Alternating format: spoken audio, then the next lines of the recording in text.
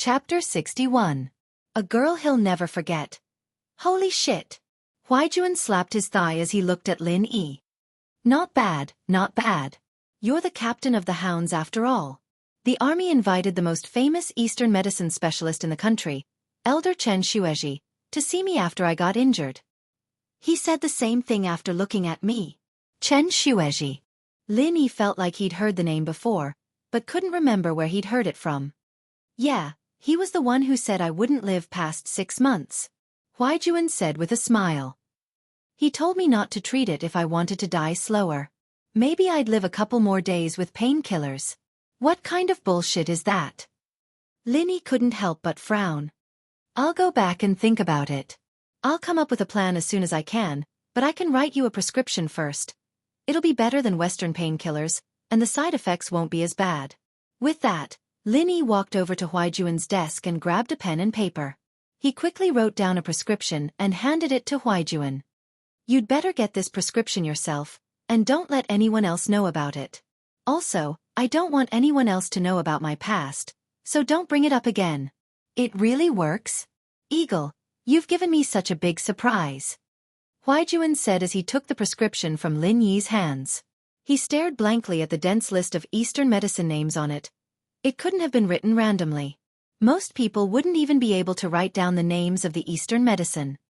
I told you, don't call me Eagle. I'm Lin Yi. Lin Yi corrected.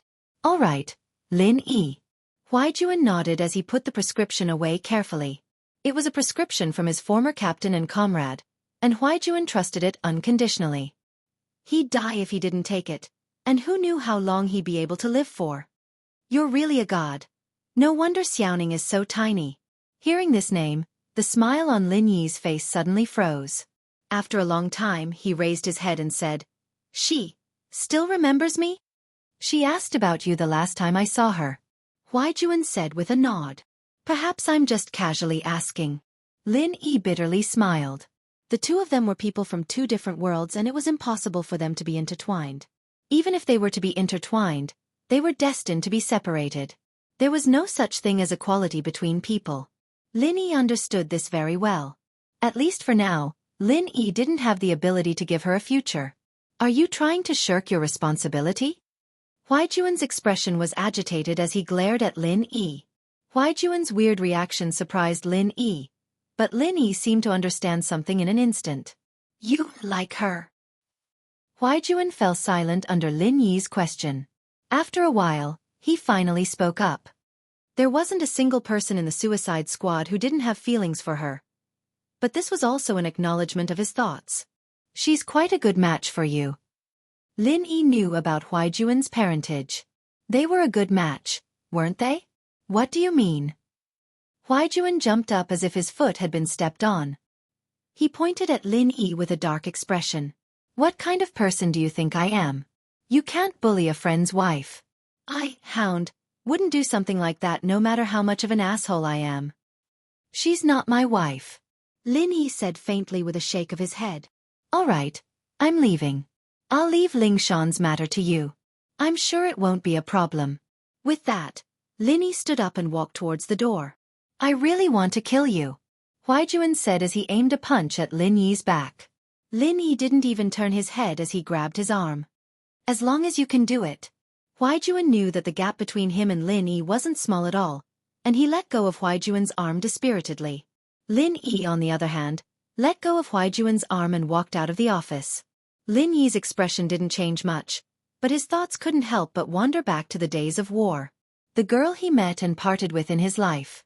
These 2 years, Lin Yi would often wake up from his training at night, sweating profusely every time. This was something that Lin Yi hadn't experienced ever since he started practicing the art of dragon mastery. But those melancholy eyes were like a demon in his heart, filling up Lin Yi's nights. Lin Yi couldn't help but wake up from his training every time he saw that sad and resentful gaze. It was a never-ending nightmare. Had he really forgotten about her? Obviously not. She was a girl that any man would never be able to forget for the rest of their lives. But Lin Yi knew very well that her radiance didn't belong to him. If the 17-year-old Lin Yi still had a trace of arrogance in him, the current Lin Yi understood the cruelty of reality. Going to her would only bring trouble to her and the people around her.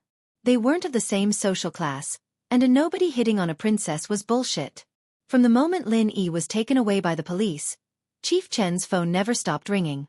First, it was the headmaster of first school, Ding Bingong.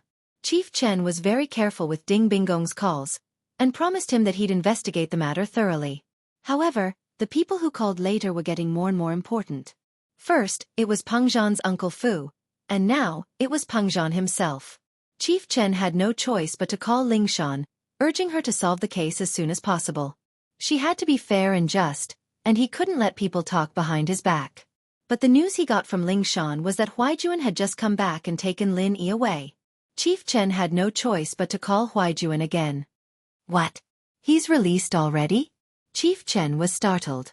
Wasn't this Huaijuan a little too fast? Yeah, it was a gang that came to the school to wreak havoc, and it had nothing to do with Lin Yi. I told him to go back after I understood the situation. Huaijuan reported in his usual professional tone. As long as you're fine. Chief Chen sighed in relief. He could answer to Bingong and Peng Zhan now. Chapter 62. A secret talk. Ling Shan blinked oddly at the calm and collected Huaijuan. She couldn't hold it in any longer. Captain Yang, do you know Lin Yi? He looks like a friend of mine. I got too excited and made a mistake. Huaijuan said with a smile. I hope you didn't get scared? Since Lin Yi didn't want him to reveal his identity, Huaijuan couldn't say too much. No. Ling Shan shook her head. What kind of friend could make Captain Yang lose his composure like that? But she didn't ask.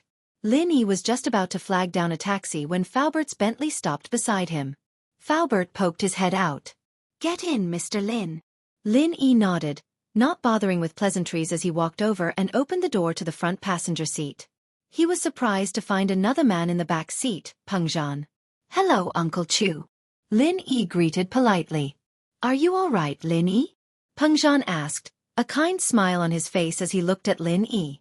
Lin Yi had always thought that Peng Zhan was being a little too nice to him. Was there some sort of secret behind all this, or? But since Peng Zhan wasn't going to talk about it, Lin Yi didn't press the issue. It's nothing, just a couple of Communist Party members trying to cause trouble at school.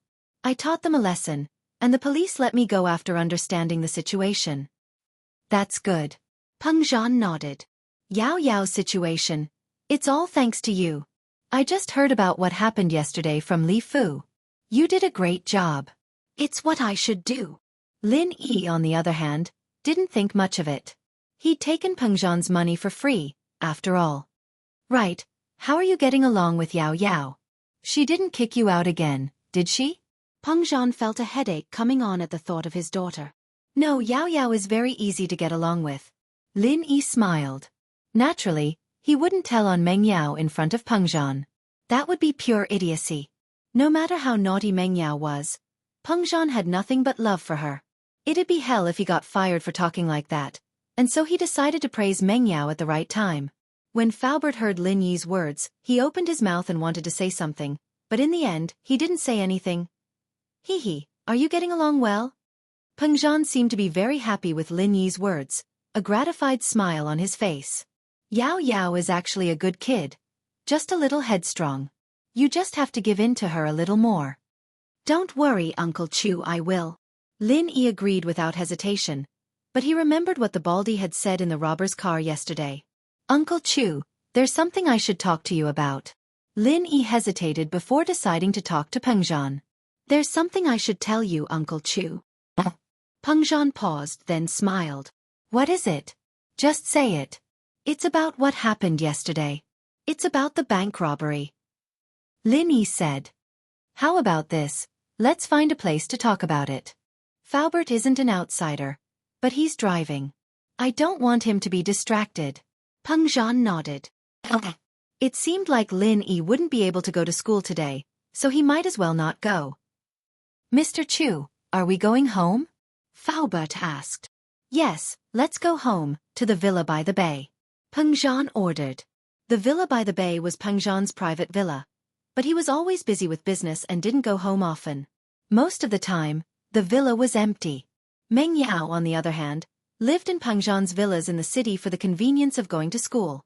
The villas were built by Pengzhan Industries. And Meng Yao, of course, lived here because Yu Shu lived here as well. The two had been best friends since elementary school, and their relationship couldn't get any tighter than that. Pengzhan's villa, on the other hand, was built in the suburbs, taking up a large piece of empty land. It was surrounded by green grass and flowers, and there was a road in the middle that led to the main building of the villa. Of course, this was private property, and outsiders weren't allowed to enter. Upon entering the door, Faubert shone a laser card on the door, and the door opened slowly. Lin Yi glanced at the brand of the door opener. It should be the most advanced rolling code opening system in the world. Even if the card was lent to someone else, it wouldn't be able to be duplicated. The code between the door opening system and the card was unique, and the MCU in the card calculated the code and fed it back to the door opening system. But it wasn't unbreakable. Of course, Lin Yi didn't mention it, because this was considered very safe for civilians. But, if yesterday's incident wasn't investigated properly, then Lin Yi would have to do some security upgrades to Meng Yao's villa. He couldn't guarantee that he'd be by Meng Yao's side 24 hours a day. The car stopped in front of the villa, and Faubert got out. He opened the door for Pengzhan and Lin Yi, and returned to the car after Lin Yi and Pengzhan got out. Faubert isn't coming in with us? Lin Yi heard from Pengzhan that Faubert wasn't an outsider, so he asked. He's going to park the car in the garage, and he'll be back soon. Pengzhan could tell what Lin Yi was thinking, and he patted Lin Yi's shoulder with a smile. Li Fu has been with me for more than 10 years. If there's anything urgent when I'm not around, you can just tell Faubert. Lin Yi nodded. Faubert must be a very trustworthy person if Pengzhan said so. The decorations in the villa couldn't be considered luxurious, but it wasn't the kind of luxurious ones. Instead, it leaned towards elegance and classicalness. It could be seen that Pengzhan was a person with good taste, different from the average nouveau riche. Sit anywhere, don't be shy, treat this like your own home. Pengzhan personally found a pair of slippers for Lin Yi, and placed it in front of Lin Yi. This action, on the other hand, made Lin Yi feel a little flattered. But, the more he thought about it, the more he felt that Pengzhan was being too close to him. It didn't seem like he was treating a subordinate like this, but more like he was treating his own family. Thank you, Uncle Chu. Lin Yi didn't act too pretentiously. He put on the slippers after thanking Pengzhan. Chapter 63. The mastermind. All right, let's talk in the study. Pengzhan gestured with his hand as he led Lin Yi to the second floor. The study was at the end of the second floor, perhaps because they didn't want to be disturbed, but there wasn't even a housekeeper in this spacious villa. What difference did it make? Perhaps this villa had once been bustling and glorious, but now it was completely deserted. This was what Lin Yi noticed when he went upstairs. The villa was very clean, but there were signs of wear and tear on the handrails. This meant that someone had lived in this villa for a long time, unlike now, where Pengzhan rarely came back once a week. But Lin Yi, naturally, wouldn't ask about this. This was Pengzhan's family business, and it had nothing to do with Lin Yi. As a result, Lin Yi maintained a calm attitude, unfazed in the face of danger. The wear and tear on the leather chair in the study was proof of that as well. Pengzhan must have sat in this chair a lot in the past. Take a seat, Yi. Pengzhan said as he sat down on the leather chair behind the desk. He gestured to Lin Yi. There's a fresher cabinet in the back. There's drinks in there. Take whatever you want. Don't worry, it won't expire. Li Fu will replace it regularly. I'm not thirsty. Lin Yi shook his head. Uncle Chu, let's get down to business first? All right, let's begin. Pengzhan nodded, signaling for Lin Yi to begin. It's like this.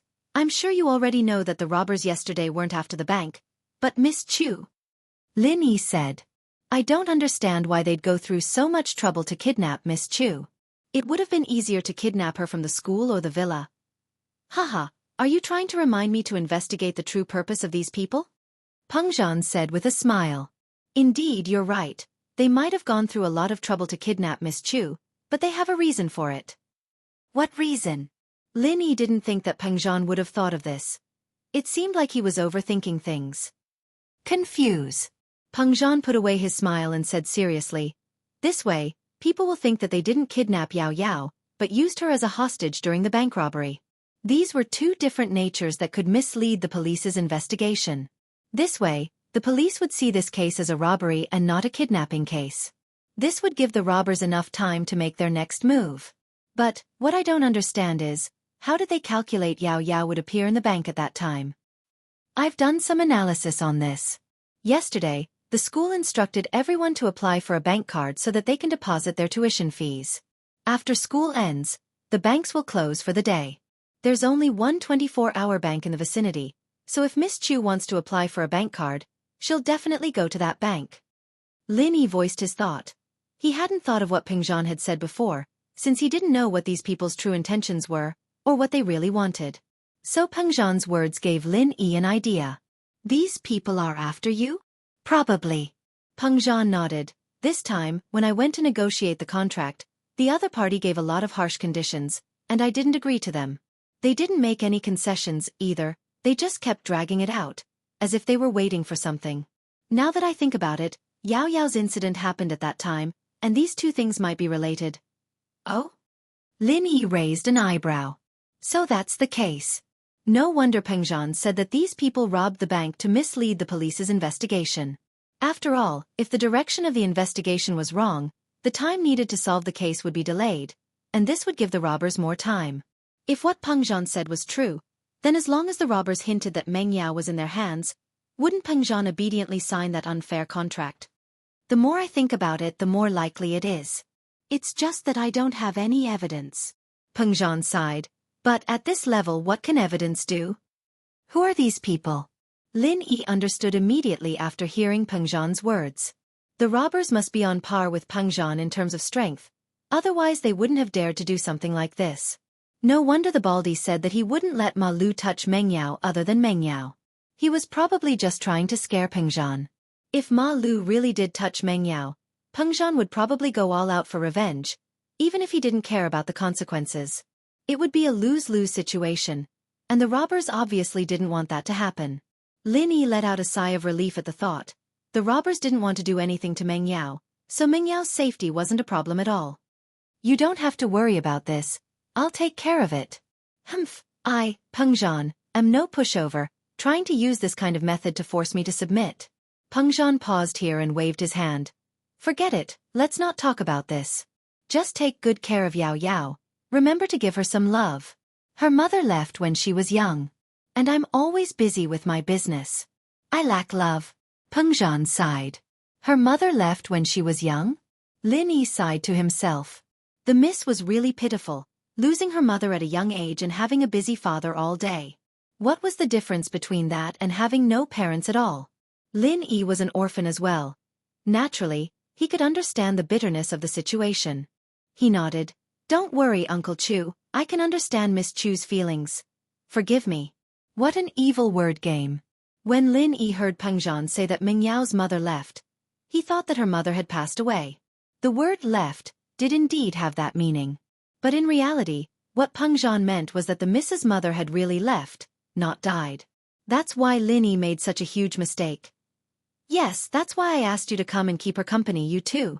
Forget it. Let's not talk about this for now. It's a bit sudden to talk about it now. It's not too late to talk about it in the future. Peng Zhan hesitated, deciding to talk to Lin Yi about his father and elder Lin's decision later. He was afraid that Lin Yi wouldn't be able to accept it right now.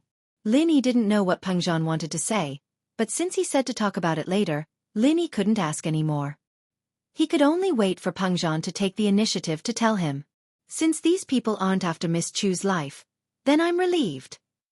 Lin Yi thought to himself. It'd be terrible if the miss died beside him. Not only would he lose his salary, but he'd also have to take responsibility for it. More importantly, no one had died beside him before. Chapter 64. Quick detection. Faubert's voice came from outside the study not long after the two were done talking about Meng Yao's family. Lin Yi wasn't sure if he'd waited for the two to finish their conversation before knocking, or if he just happened to come up at that moment. Peng Zhan had said that Faubert was a trustworthy person, but Lin Yi had the feeling that Peng Zhan was hiding something from him. He'd asked Lin Yi to accompany Meng Yao not just for a study companion, a babysitter, and a bodyguard, but for a deeper reason. Peng Zhan didn't say what it was, and Lin Yi believed that Faubert wasn't privy to it, either. Peng Zhan was probably the only one who knew. Mr. Chu, I've parked the car. May I come in? Come in, I was just talking to E about yesterday's incident, Peng Zhan said. Faubert pushed the door open and sat down on the sofa beside Lin Yi. We were talking about why the kidnappers chose the bank earlier, and Yi said that it's because the school requires every student to get a bank card to save their tuition and fees. Peng Zhan continued the topic when he saw Faubert come in. From this, we can see that there's someone in Yao Yao's school. The kidnappers wouldn't have chosen this time to rob a bank. Yes. Lin Yi nodded. That's what I was thinking too. Besides, I think this person should be a staff member of the school, not a student. Only a staff member would know about these things beforehand, and by the time the students knew about it, it'd already be time for school to end. It'd be too late for the kidnappers to make preparations. Not bad. Peng Zhan nodded approvingly, pleased with Lin Yi's intelligence. I'll look into the school as well. But, never mind, let's not talk about that. What, is there a problem? Isn't Uncle Chu one of the directors of the school? Lin Yi asked curiously. Shouldn't it be easier for Peng Zhan to look into things in the school? I'm a trustee, yes, but there are 3 trustees in the school, and each of them owns a portion of the school's shares. You can imagine how difficult it would be to investigate. Peng Zhan didn't hide it from Lin Yi, since it wasn't anything confidential. I see. I'll keep an eye out when I go to school then, Lin Yi said after listening to Peng Zhan's explanation. At this point, Lin Yi had a general idea of what was going on. The kidnappers didn't want Meng Yao for money or her life, but they wanted to use Meng Yao to force Peng Zhan to compromise on their business partnership. Moreover, the kidnappers did not choose other places to carry out the kidnapping completely to confuse the police and delay time. If Peng Zhan's daughter had been kidnapped, one could only imagine how much effort the police would put into searching for the kidnappers. Meng Yao would have been found by the police before they could achieve their goal. It was true that Huaijuan had taken over the bank robbery case as soon as he'd returned to the criminal police, but the case was a piece of cake for Huaijuan. Huaijuan made a call to the city's command center and pulled up the surveillance footage from the streets around the bank yesterday. Ling Shan only realized how stupid she was at this point. Digital Qingguan had only been used in Songshan for less than a month, but Huaijuan's sharp senses had memorized all this information. Digital Qingguan, also known as digital city management, referred to the use of information technology and mobile communication technology to process, analyze, and manage all of the city's components and incidents. It was an information technology that promoted the modernization of city management. The city management department had installed surveillance cameras on every main street, monitoring the area around the clock to monitor the sanitation, traffic flow, and so on. Ling Shan had thought of going to the traffic police to get the recordings, but unfortunately, the traffic police's recording equipment only worked when the traffic lights were red, and they could only record cars that broke the rules. The equipment was off at other times. Ling Shan had no choice but to give up. What she didn't expect was for Huaijuan to think of using the surveillance footage to solve the case. It seemed simple enough, but it only meant one thing: she wasn't careful enough. Things that seemed to be insignificant to the job often played an unexpected role at the critical moment. With the surveillance video, everything became much easier. Because the city management's round-the-clock surveillance camera had just been activated recently, it was still in the trial stage. Not many people knew about it, so the kidnappers couldn't possibly know about it. In fact, they didn't know about it either. On the road that Zhang Xiaohang was responsible for, not long after the first Song A74110 car left, a second commercial van with a license plate of Song A74110 passed by. Without a doubt, this was the car that the robbers were in. What happened next was that they followed the clues and locked onto the approximate location of the kidnapper's car. The reason for the approximate location was because the surveillance cameras were only installed in the city, and not in some of the more secluded streets. They could only use the footage to determine the location of the kidnappers. But even so, it was more than enough. The search was much easier now that the area had been narrowed down to a certain extent. Pin Liang had been in a state of panic the entire day. He didn't think that a country bumpkin transfer student would be this strong. He'd been pissed off yesterday, and now he'd beaten up one of the school's bosses, Zhou Ruoming. He'd thought that Zhou Ruoming was going to die a horrible death, but it was Heibao Bro he'd found that got beaten up. Pin Liang finally understood the difference in strength. Heibao Bro couldn't beat Lin Yi even with a gun, so what could he possibly do? But he couldn't act too weak in front of Nai Peo and Xiao Fu too. He hated Lin Yi to the bone, but he was also scared to the bone. Normal methods wouldn't work on Lin Yi, and he'd have to think of something else if he wanted revenge. Liang bro, why's this Lin Yi so strong? Xiaofu said, a little displeased. But isn't that Heibao bro a little too weak? I thought he'd be more capable, but he's about the same as us yesterday. Yeah, he's such a coward with a gun. If I were him, I'd shoot that Lin Yi kid. Naipeo said angrily. Xiaofu and Naipeo had never been in the underworld before, and they'd only heard Pinliang talk about how strong Heibao bro was. They didn't think much of it after seeing him today. Chapter 65. Chapter 65.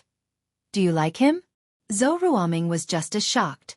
Zhou Ruoming decided to keep his distance from Lin Yi after seeing how half-dead Heibao bro was. The guy was a madman, and Zhou Ruoming didn't want to die just yet. It was a little depressing for him, the second in command of the school, to be afraid of a transfer student. Zhou Ruoming, on the other hand, thought that they'd mind their own business and mind their own business. As long as he didn't provoke Lin Yi, it shouldn't affect him, right? Zhou Ruoming couldn't help but feel pleased at the thought. That motherfucker Pinliang had nothing better to do than provoke a transfer student. He hadn't even gotten to the bottom of the guy's background yet, and he was already trying to mess with Pinliang? Was he tired of living? Hey, Yao Yao. Do you think Lin Yi's going to be okay? That Ling Shan's acting all high and mighty. It's like she's trying to mess with Lin Yi on purpose. Yushu whispered to Meng Yao, who was flipping through her English textbook. Who cares? It's better if he gets arrested and sentenced. He won't have to bother me anymore. Meng Yao humphed. My dad's saving his salary too. You really don't care about him? Yushu looked at Meng Yao with a half-smile. Shu, what's with that look? Meng Yao frowned. Why would I care about him? All right, let's not talk about him. I still need to study. Oh, all right. Yushu pointed at the English textbook in Meng Yao's hands with a smile. Yao Yao, you're holding your English book upside down. You've been reading for so long. You're really something. Ah. Meng Yao blushed as she looked at the book in her hands. She quickly closed the book in a panic and glanced at Yushu before opening it again. She pouted. All right, I just don't want anything to happen to him because of me. After all, I'm the one who started this. I'm the one who told him to deal with Pinliang. I've already called Faubert. He'll take care of it. Ha ha. Yushu smiled, but her face was full of doubt. Yushu's smile made Meng Yao feel a little uncomfortable. She shrunk her neck, feeling that Yushu was staring at her with a burning gaze. However, Yao suddenly thought of something. All right, on the other hand, student Shu, you seem to be more concerned about Lin Yi than I am. Have you fallen for him? Me? Yeah, I like him, so what? Yushu grinned at Meng Yao as if it wasn't something embarrassing. Yushu let out a breath of relief when she heard that Meng Yao had contacted Faubert. She knew what Faubert was capable of in Songshan, and she'd wanted to call her grandpa. Ha! Meng Yao's mouth was agape as she stared at Yushu in disbelief. You like him? Ha, I like him. Why are you in such a hurry? Can't even speak properly? Are you jealous? Yushu giggled as she looked at Meng Yao's face. Jealous? If you like him, then go after him. I bet that guy's so pretty he's got snot coming out of his nose. Meng Yao's expression changed to one of disapproval. All right. Then I'll go after him. Don't regret it later. Yushu said with a serious face. Who'll regret it, haha. Meng Yao shook her head nonchalantly, but the words made her feel a little uncomfortable. She didn't know why, but it made her feel uneasy. I'm lying. Haha. Yushu didn't continue after seeing that she wasn't teasing Meng Yao. I just don't like Ling Shan. She can't touch one of our people if she wants to. Yeah. Lin Yi may be my follower, but he's still one of my people. Meng Yao didn't know why, but she let out a sigh of relief after hearing Yushu's explanation. It was an inexplicable feeling, but Meng Yao didn't think too much about it. Pinliang looked calm and collected in front of Naipeo and Xiaofu, but he was actually more afraid than anyone else. It wasn't that he was afraid of Lin Yi's revenge, but that Heibao bro would drag him out of the police station. He'd become the mastermind of the whole thing, and who knew if he'd be dragged into this? His father would definitely punish him severely, and he might even have to transfer schools. Pinliang was getting more and more annoyed when he saw Meng Yao and Yushu talking and laughing not too far away. He was a famous person in the school, but he didn't even have a girlfriend. What a joke! Zhou Ruoming, on the other hand, had gone through so many girlfriends by now that he was a tyrant in the school. He heard that he was going after some commoner beauty, Tang Yun. Truth be told, Pin Liang only started paying attention to Tang Yun after hearing that Zhou Ruoming was going after her. She was a beautiful girl, and although she was wearing a school uniform, it couldn't hide her beauty. Compared to princesses like Meng Yao and Yu Shu, however, she was still a little lacking. Meng Yao and Yu Shu were from prestigious families, and they had luxurious cars to and from school. Tang Yun, on the other hand, wasn't as eye-catching as Meng Yao and Yu Shu. Meng Yao and Yu Shu were from prestigious families, and they had luxurious cars to and from school. Tang Yun, on the other hand, wasn't that eye-catching. Her body was even better than Meng Yao and Yu Shu's, but Meng Yao and Yu Shu's statuses were higher than theirs. Pin Liang, on the other hand, wasn't afraid of other flies getting to her first. In this school, he was the only one who dared to go after Meng Yao.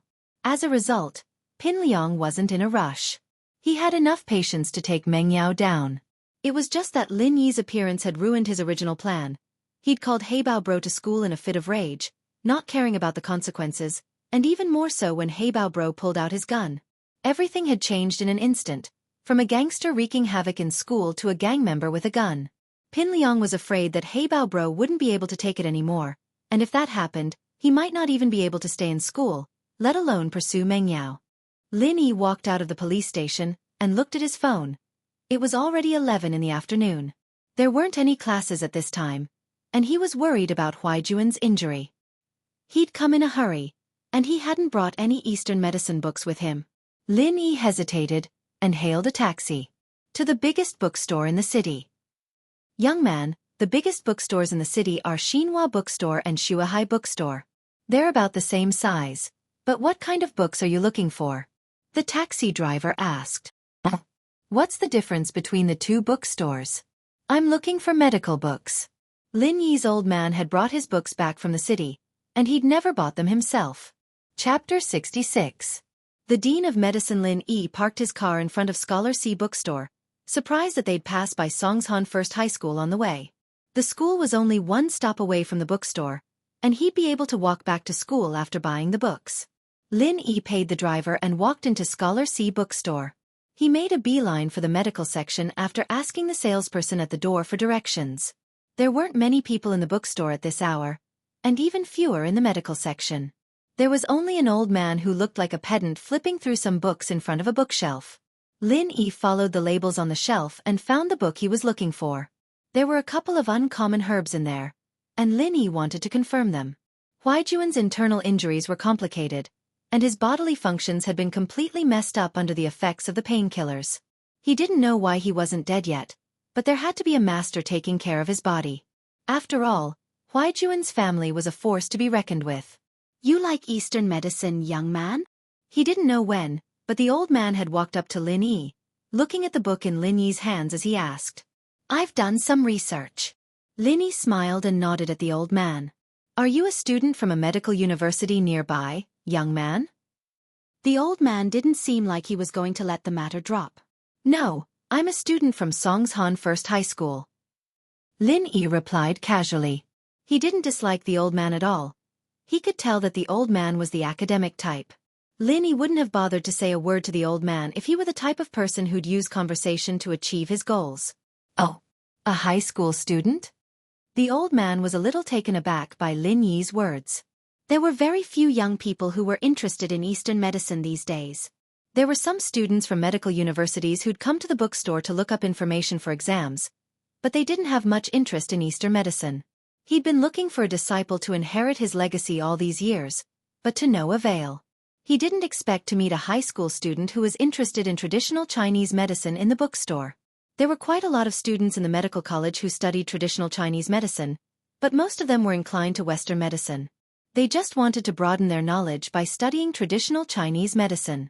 They never thought about making traditional Chinese medicine their future career and research direction, which made Guan Shuamin very disappointed. To inherit his legacy, he must first be interested in TCM. If he felt that Western medicine was better than TCM, how could he talk about inheriting his legacy? Young man, which do you think is better, traditional Chinese medicine or Western medicine? Guan Shuamin couldn't help but ask. They all have their own strengths, but I'm more inclined towards Chinese medicine. Lin Yi closed the book in his hand and picked up another book next to it. He found the information he wanted and started reading. Western medicine treats the symptoms while Chinese medicine treats the root cause. In some cases, only by treating the symptoms can the root cause be cured. However, it's not a good thing to simply treat the symptoms but not the root cause. Although Lin Yi's words were a bit ambiguous, they truly hit the nail on the head. He wasn't a die-hard traditional Chinese medicine fan. On the contrary, he had a deep understanding of Western medicine. Both had their own strengths and weaknesses. Only by learning from each other could they save the world.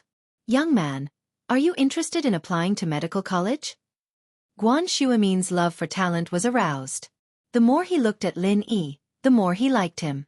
I haven't thought about it yet. It depends on my family. Lin Yi indeed hadn't thought about it yet. It wasn't up to him to decide which university to apply to. It was up to his old man and Chu Pingzhan. If he was fired during this period of time, he wouldn't even be able to think about going to university. He would just have to go back to the mountains. I see. Guan Shuamin was a little disappointed after hearing Lin Yi's words, but he still didn't give up. He took out a business card from his pocket and handed it to Lin Yi. Young man, this is my business card. You can go back and talk to your parents about it. If you are interested in studying medicine, I can help you with the recommendation procedures. I still have this little bit of authority. Lin Yi heard Guan Shuamin's words and was a little surprised when he received the business card. The dean of Songshan Medical University's School of Traditional Chinese Medicine, Guan Shuamin. After seeing Guan Shuamin's identity, Lin Yi didn't doubt his words anymore. Not to mention the dean of a university, even a dean of a faculty in a school had a lot of authority. Thank you. Although Lin Yi didn't have plans to study medicine, he still took the business card politely. Of course, if you have any questions about traditional Chinese medicine, you can call me, Guan Shuamin said. Although he didn't achieve his goal, Guan Shuamin still hoped that Lin Yi would contact him more often. Okay, Dean Guan. Lin Yi nodded. Guan Shuamin seemed to have something else to do. He took a few books and left, leaving Lin Yi alone to continue reading. Lin Yi didn't think much of this small interlude. When it came to medical skills, who could compare with his old man? He heard that when his old man was young, he casually gave a few pointers to a young traditional Chinese medicine practitioner, and that young traditional Chinese medicine practitioner became a famous one.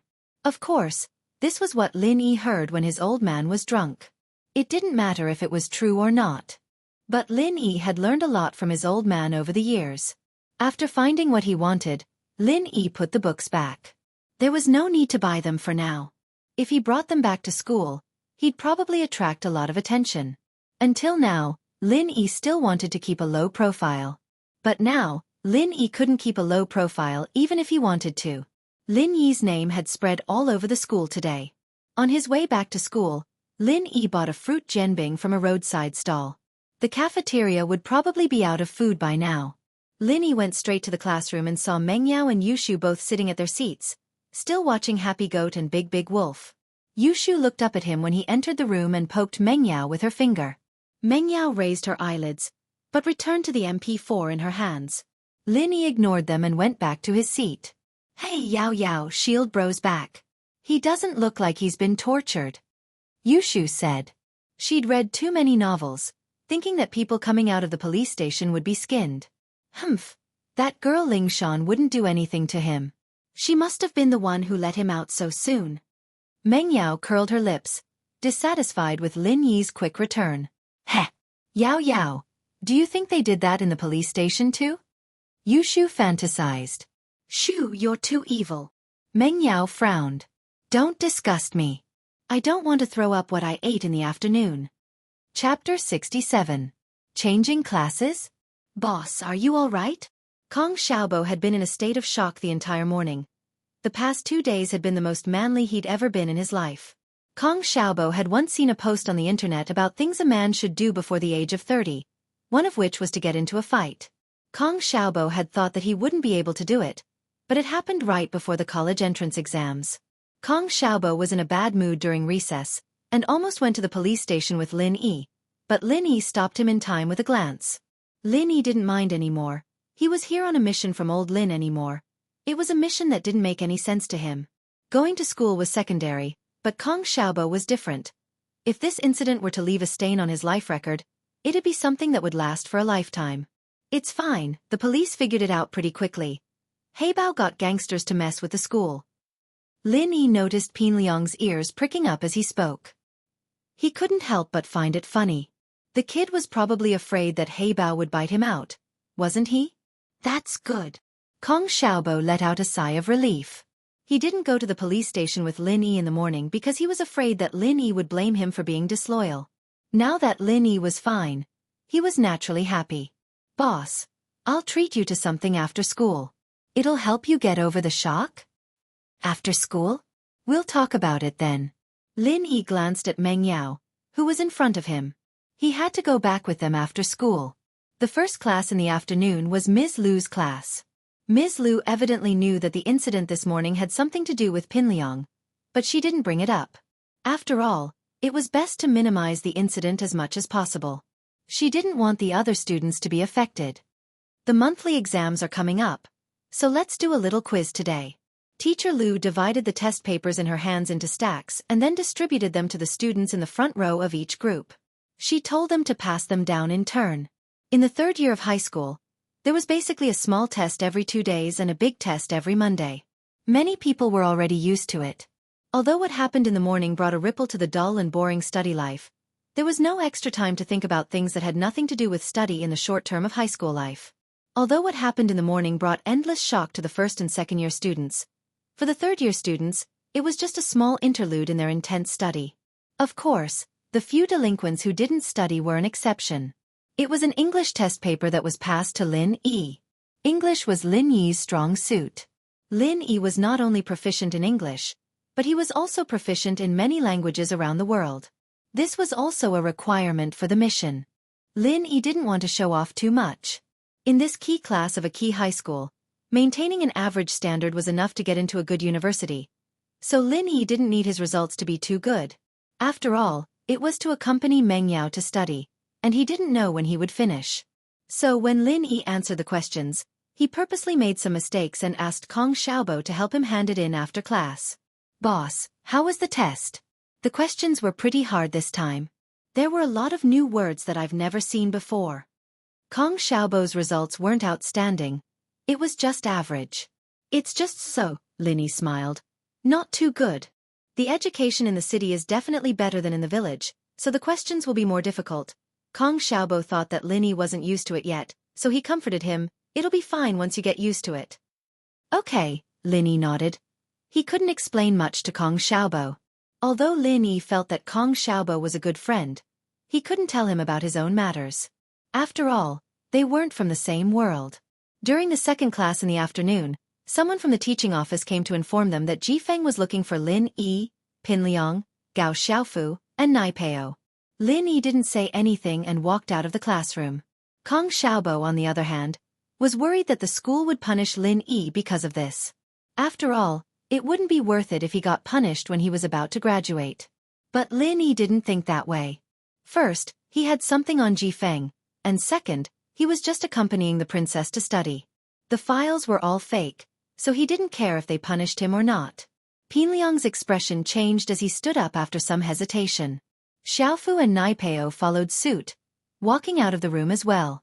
Pinliang stopped at the door and said to the two, "If Jifeng asks about what happened this morning, we'll just say we don't know anything. Just say that Heibao Bro doesn't know what happened with Lin Yi, and that we only know Heibao Bro. He asked us who Lin Yi was, so we pointed it out to him. The rest has nothing to do with us." Gao Xiaofu and Zhang Nai Peo were worried that the school would punish them because of this. After all, their family backgrounds weren't as strong as Pinliang's. Pinliang might be fine, but they might become the scapegoats. They nodded immediately upon hearing Pinliang's order. Pinliang looked at Lin Yi's back and clenched his fists hatefully. He'd lost so much face today, and it was all because of this transfer student. He didn't expect Lin Yi to be this strong. It seemed like his usual method of talking with his fists wasn't working anymore. Jifeng, on the other hand, knew that Pinliang and the others were making things up after listening to their story. He'd already gotten news from the police that Heibao was the security captain of Pinliang's father's nightclub. A security captain coming to school to cause trouble for Lin Yi? Jifeng wouldn't believe that this had nothing to do with Pinliang, but he'd asked the principal for permission, and because of Pinliang's family background, he decided to keep it low-key. Heibao had already taken responsibility for everything at the police station, and Jifeng didn't need to offend anyone anymore. He told Pinliang and the others a few words before letting them go. When only Lin Yi was left, Jifeng didn't ask about what happened this morning. It was obvious that Lin Yi had nothing to do with it, so there was no need for him to ask. Chapter 68. Bold and visionary words. Jifeng knew that Pengzhan had introduced Lin Yi to the school, and so he wanted to use this opportunity to get on Lin Yi's good side. After all, the 12th class wasn't just the 12th class, but the 12th class was also the 12th class. Moving Lin Yi to the 6th class would help him avoid further conflicts with Pinliang. Lin Yi couldn't help but laugh at the words. The guy was afraid that Pinliang and the others would cause trouble for him again. But Lin Yi's true goal was to keep Meng Yao company. If Meng Yao didn't change classes, he wouldn't be able to do so. Besides, Lin Yi didn't really care about Pinliang and the other clowns. They wouldn't dare cause trouble in front of him anymore. Thank you, Mr. Wang. I'm doing fine in this class. I just got used to the environment, and I don't want to change. Lin Yi rejected Wang Jifeng's kind intentions. I see. All right then. Don't be too rash in the future. Just report to the school first. The school will take care of it. Wang Jifeng didn't say anything else after Lin Yi's insistence. It seemed that Pinliang and the others would behave themselves for a while after this incident. The English test results came out during the night study session. As expected of an important class in an important school. Even when Kong Xiaobo said that the test was a bit difficult, the total score was 150.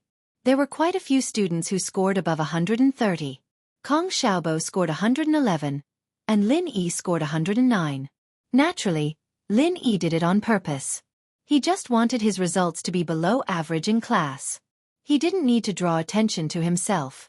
What surprised Lin Yi, however, was the fact that Meng Yao and Yushu had taken up 2 spots among the students who scored above 130. It seemed that these 2 rich girls weren't idiots after all. Lin Yi thought to himself. Boss, not bad. Your first exam result is not bad. Kong Xiaobo saw that Lin Yi was only 2 points lower than him, and he was secretly surprised. There must be some luck involved. Lin Yi thought to himself. If he had known that this question would be difficult, he would have made a few more mistakes. Let's go eat something tonight? My treat. Kong Xiaobo had talked to Lin Yi about this at noon, but Lin Yi did not agree at that time and said that they would talk about it at night. Let's do it on the weekend. My house is quite far from the campus. If I go back late, there won't be a car, Lin Yi said to Kong Xiaobo apologetically. Oh, that's true. There are only a few buses near the school. Let's talk about it on the weekends. Kong Xiaobo obviously misunderstood Lin Yi's meaning. Lin Yi thought that Kong Xiaobo was a good person, and that he didn't want to lie to him. But Lin Yi didn't want to expose the misunderstanding. Lin Yi really did mean that Meng Yao's villa was quite far from the school, and Faubert's car wouldn't be waiting for him all the time. There would be no car if he went back late. Lin Yi and Kong Xiaobo walked out of the school gate together after school. He watched Meng Yao and Yushu get into Faubert's Bentley from the corner of his eyes before turning to Kong Xiaobo. I'm going, see you tomorrow. See you tomorrow. Kong Xiaobo was in high spirits today. He'd wanted to have dinner with Lin Yi and drink some wine, but Lin Yi didn't have the time. He had no choice but to give up on the idea. What's the rush? Stand right there. The sudden voice startled Kong Xiaobo. He looked up to see Pinliang, Naipeo, and Xiaofu blocking his way. The one who spoke was Gao Xiaofu. Pinliang called his family during the break and learned that Heibao had taken responsibility for everything. But Pinliang's father still gave him a good scolding. Pinliang was getting more and more pissed off. It was all Lin Yi's fault, and he couldn't afford to offend Lin Yi. All he could do was sulk. Xiaofu came up with a strategy. Since Lin Yi couldn't beat him right now, he could teach that Xiaobo beside him a lesson. The kid had been pretty cocky yesterday on the balcony, and now he'd gone up there and kicked Heibao bro in the crotch. Was he supposed to let him live if they didn't teach him a lesson? Pinliang's eyes lit up. He couldn't afford to piss off Lin Yi, but teaching that coward Kong Xiaobo a lesson would be good too. What? What are you guys doing? Kong Xiaobo had become a man these 2 days, but that was only because he had Lin Yi with him. He was the only one left, and he'd have to be tough even if he wanted to. It was obvious that the three were up to no good, and Kong Xiaobo felt a wave of fear rise in his heart. What are you doing? Don't you know what you've been doing these 2 days? Pin Liang smiled coldly as he reached out and patted Kong Xiaobo's face. Kong Xiaobo, I never knew that you were a hidden character. What did I do? Kong Xiaobo knew that even if he begged for mercy, it wouldn't do anything. Since he was already enemies with Pin Liang, he might as well go all the way. At most, he'd get beaten up, but he wouldn't be able to kill him.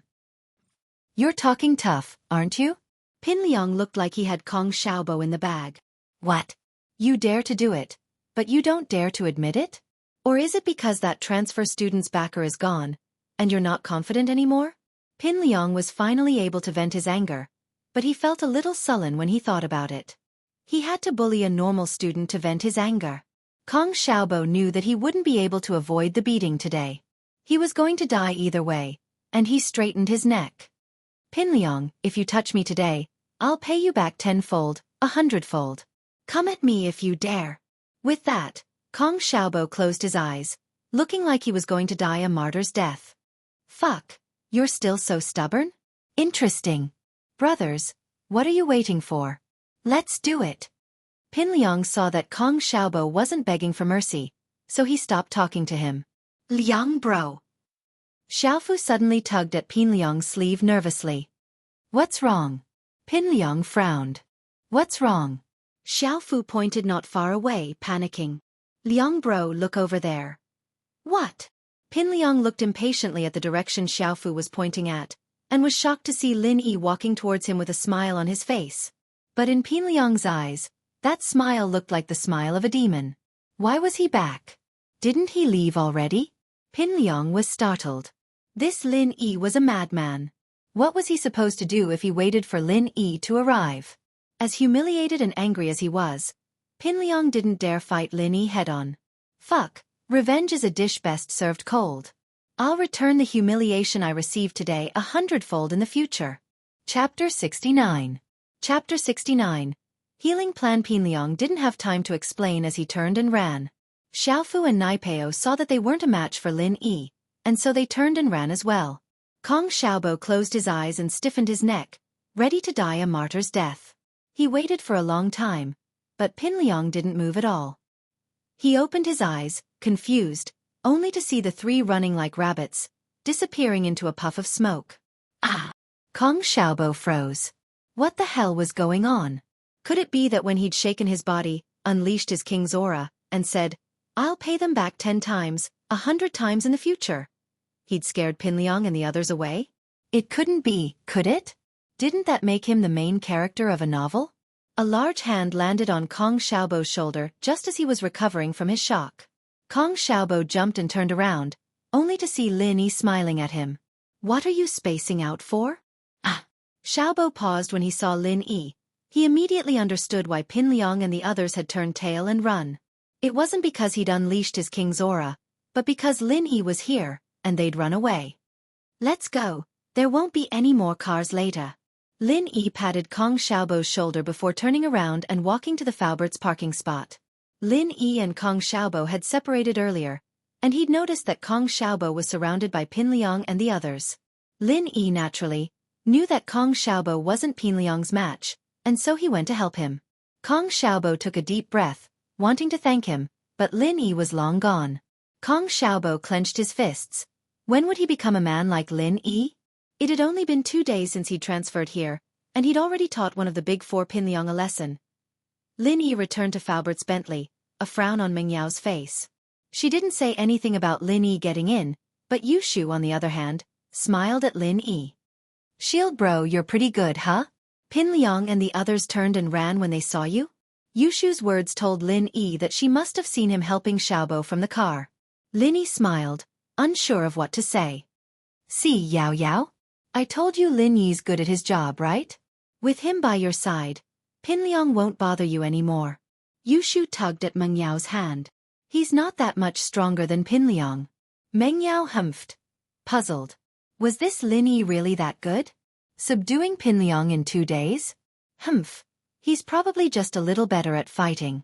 Lin Yi was already used to Meng Yao's attitude, and he didn't mind it at all. She was a miss after all, and it was always hard to please. As long as she didn't find him an eyesore, it was fine. He was here for a mission after all, and the reward was enough for him to eat for the rest of his life. Back in the villa, Lin Yi remembered the awkward scene from this morning as he looked at the tissue box on the living room table. Yushu was looking at him suspiciously, and Lin Yi knew that this wasn't good. She'd better not come up with something for him to do again. Lin Yi hurried back to his room. He'd looked up some books on medicinal properties and pharmacology in the bookstore today, and Lin Yi wanted to write them down while he still had an idea of how to treat Huijuan.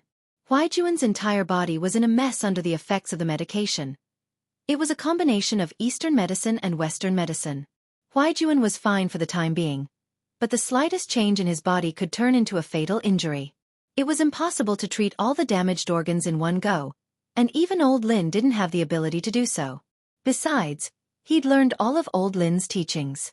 After taking Huijuan's pulse today, Lin Yi had determined that the cause of Huijuan's condition was a broken meridian. The meridians that connected the 5 viscera and 6 bowels of the body were broken, naturally affecting the function of the organs and leading to organ failure. Under these circumstances, Lin Yi decided to start with the damaged meridians first. As long as he could open up all the meridians, the organs would naturally recover. Huiping was only in his 20s, and his body wasn't in a failing phase yet. He could recover on his own. Lin Yi breathed out in relief after writing down a satisfactory prescription and treatment plan. Although Lin Yi was confident that he could help Huijuan recover, he was still a little worried before he could come up with a feasible treatment plan. Lin Yi sighed. The art of dragon mastery he practiced wouldn't be so troublesome if he could let Huijuan practice it. But he'd promised old Lin that he wouldn't tell anyone other than old Lin and his Shifu. Old Lin was Lin Yi's Shifu, but strictly speaking, he was more like a relative. Old Lin's skills weren't weak, but Lin Yi's killer moves were inherited from another Shifu. It was said that his Shifu and old Lin had gone through thick and thin together in the past, and that they'd been through life and death together. Of course, Lin Yi wasn't too clear about these things. He only knew a little about them. A soft sound came from outside the room, and Lin Yi's sharp senses picked it up. Putting away the prescription and treatment plan, Lin Yi quickly dashed to the door. But Lin Yi breathed a sigh of relief. It was Faubert delivering dinner, and that sound was probably Faubert opening the door. Lin Yi opened the door and walked out. Faubert. Mr. Lin, dinner's ready. Faubert nodded to Lin Yi with a smile. Faubert left quickly after delivering dinner, and Meng Yao locked the villa's door. She glanced at Lin Yi, who was walking back to his room after helping Yushu lay out the food. She wanted to ask him to join them, but swallowed the words back down her throat. Lin Yi was already in his room while she was hesitating. Humph. Forget it if you don't want to eat. Meng Yao was a little angry. She'd asked him to eat with her yesterday, and now he'd gone back to his room? Lin Yi would have screamed injustice if he knew what Meng Yao was thinking, and it was precisely because he was worried that the little miss wouldn't be agreed. He'd helped Yushu lay out the food and went back to his room, waiting for the two of them to finish eating before he went back to his room. Lin Yi didn't mind the two anymore. It was just like Kong Xiaobo said. There was a line of boys who wanted to eat Meng Yao and Yushu's leftovers at school. You're not going to ask Shield Bro? Yushu had wanted to ask Lin Yi to eat with her, but she wasn't sure if Meng Yao would agree. Ignore him, we'll eat. Meng Yao said angrily at the thought. Oh, Yushu said as she picked up her chopsticks. She pushed an open bottle of orange juice in front of Meng Yao all of a sudden. Yao Yao, this is for me, you can have it. Meng Yao's face darkened at the sight of the orange juice, evidently remembering what happened 2 nights ago. She glared at Yushu. Shu, did you do that on purpose? Nah, I'm just being nice. Yushu blinked innocently with her big watery eyes. Chapter 70. Chapter 70. Lin Yi's weakness. Meng Yao and Yushu couldn't really eat much, after all. Before Lin Yi came, they'd always be left with more than 3/4 of their food. But for the sake of balanced nutrition, Faubert still stuck to 4 dishes and 1 soup every day, with at least 3 dishes and 1 soup. Even the best chef couldn't make too little of a dish. Not only would it be difficult to control the heat, but it'd also be difficult to control the balance of the seasonings. In order not to affect the taste, it was better to stick to the normal size. Meng Yao found the food tasteless after a couple of bites. Before Lin Yi came, she and Yushu would talk about interesting topics as they ate, and the meal would take more than half an hour. She didn't know why, but the scene of Lin Yi standing up for her at the bank kept popping up in her mind. Was this guy an idiot, or was he serious about his job? There was no point in risking his life for a few tens of thousands, was there? Meng Yao didn't know where her father found a guy like this, but her dislike for Lin Yi seemed to have lessened quite a bit. Was it because he saved her yesterday? Fine, she'd keep him by her side for now. It wasn't a bad idea to have him as a fighter. I'm full. Thinking back to her attitude towards Lin Yi, she felt that it was a bit too much to let him eat her leftovers. What's wrong? Yao Yao, why were you eating so little? Yushu looked at Meng Yao, a little surprised. The girl had only moved her chopsticks a few times, and it was still vegetables. It's nothing, just a little tired. Meng Yao shook her head. I'm going upstairs. Get Lin Yi to eat with you. Yushu blinked. What was Meng Yao up to? Meng Yao felt a little irritated. The guy she hated the most had saved her yesterday, and now he was putting on airs when she was trying to be nice to him. Humph. Forget it if you don't want to eat. I won't eat either. You don't want to eat if you want. Yushu blinked in confusion as she looked at Meng Yao's exhausted figure. Could it be that what happened last night had scared her? That's not right. It's been a day and a night. Isn't his reaction a little too slow? Yushu put down her chopsticks and ran to Lin Yi's room, knocking on the door. Hey, shield bro, come out and eat. Lin Yi opened the door and looked at Yushu. You called? Would I call Yao Yao shield bro? In this villa, you're the only one who can be called brother, right? Yushu slapped her forehead. Oh, I remember now, General Weiwu, doggy bro. Lin Yi was speechless. Comparing himself to a dog? Let's go, time to eat. I'm starving. With that, Yushu walked towards the restaurant. Lin Yi looked at the restaurant, but Meng Yao wasn't there. He followed Yushu in, puzzled. Where's the miss? You said Yao Yao? She said she wasn't hungry, so she took 2 bites and went upstairs. With that, Yushu pointed at the seat Meng Yao had been sitting at. Sit. Hurry up and eat. The food's ready for you. Oh. Lin Yi looked at the table. The rice was already in front of him. Since Meng Yao had gone upstairs, Lin Yi didn't need to be courteous. Yushu was a little weird, but it wasn't a big deal. Gaga! Yushu looked at Lin Yi evilly as he picked up his chopsticks and put a mouthful of food into his bowl, shoving it into his mouth along with the rice. Joy blossomed in her heart, and she clenched her fists under the table. Yeah. She'd tell Yao Yao later that she'd avenged her. She ate Lin Yi's saliva yesterday, and today Lin Yi used her chopsticks to eat the leftover rice. Lin Yi ate her saliva, and now they were even. Eat slowly. Here's some water. Yushu handed the orange juice to Lin Yi. Oh thanks. Lin Yi really did feel like he was choking at Yushu's words. He took 2 sips of the orange juice and realized something was wrong. This orange juice. Oh, Meng Yao left after 2 sips, and I didn't want to waste it, so I gave it to you. Yushu said innocently as she looked at Lin Yi. Right, you wouldn't dislike her, would you? You wouldn't go rinse your mouth and vomit too, would you? Oh. Lin Yi replied. Expressionless. He knew that Yushu was doing it on purpose, but it wasn't a big deal to Lin Yi.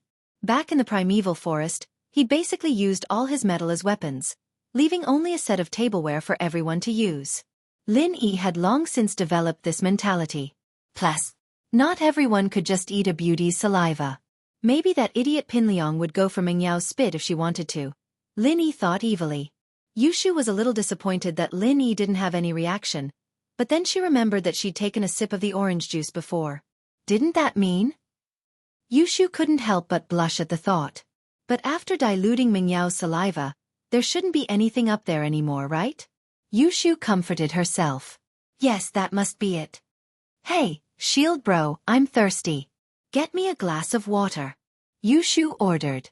She was starting to get a little salty. Go yourself. Lin Yi didn't even raise his eyes as he continued eating. Toilet paper. TV. Yushu coughed. Lin Yi rolled his eyes. This was a secret signal. What was with that? Lin Yi got up helplessly to get Yushu a glass of water.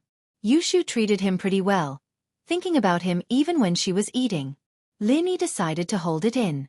If Huaijuan knew that Lin Yi was serving the 2 misses all day, he'd probably be laughing his ass off. He poured Yushu a glass of water. Lin Yi knew that her glass was pink, so he was familiar with it. "Thanks, shield bro," Yushu said sweetly as she took the glass from Lin Yi. Lin Yi didn't say anything as he continued eating. Yushu was thinking that a little coquettish might make Lin Yi more willing, but she didn't think that she'd be showing it to a blind man. It seemed that in Lin Yi's eyes, the braised chicken on the table was prettier than her own. In actuality, Lin Yi wasn't blind. Who wouldn't be tempted by a beauty in front of him? But he was here on a mission, and this was just a short reunion.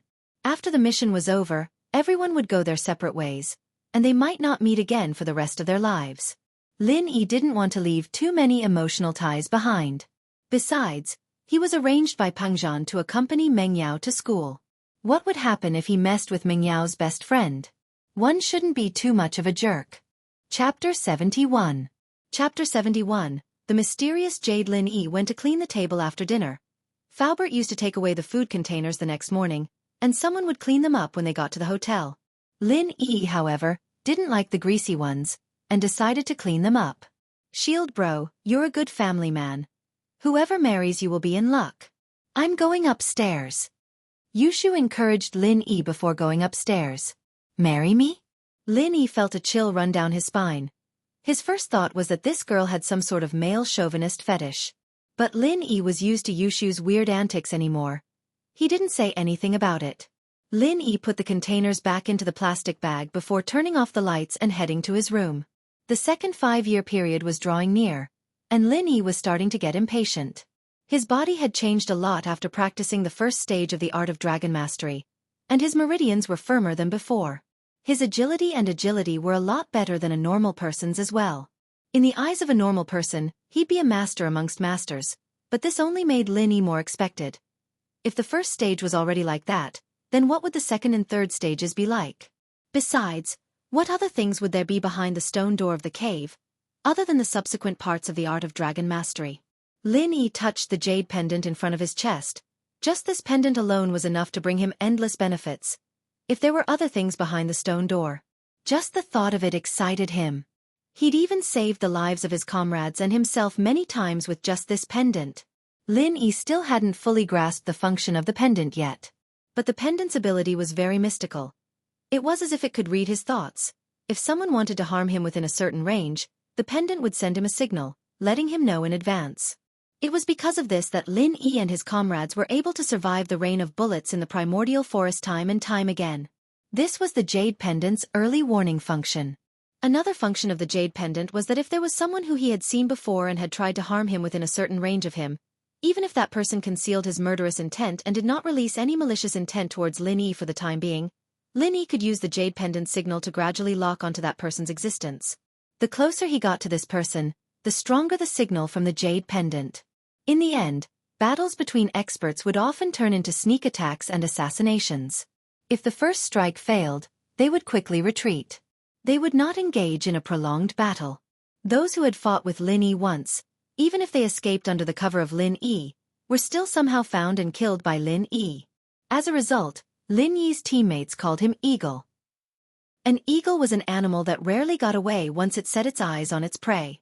Of course, the jade had many other extensions.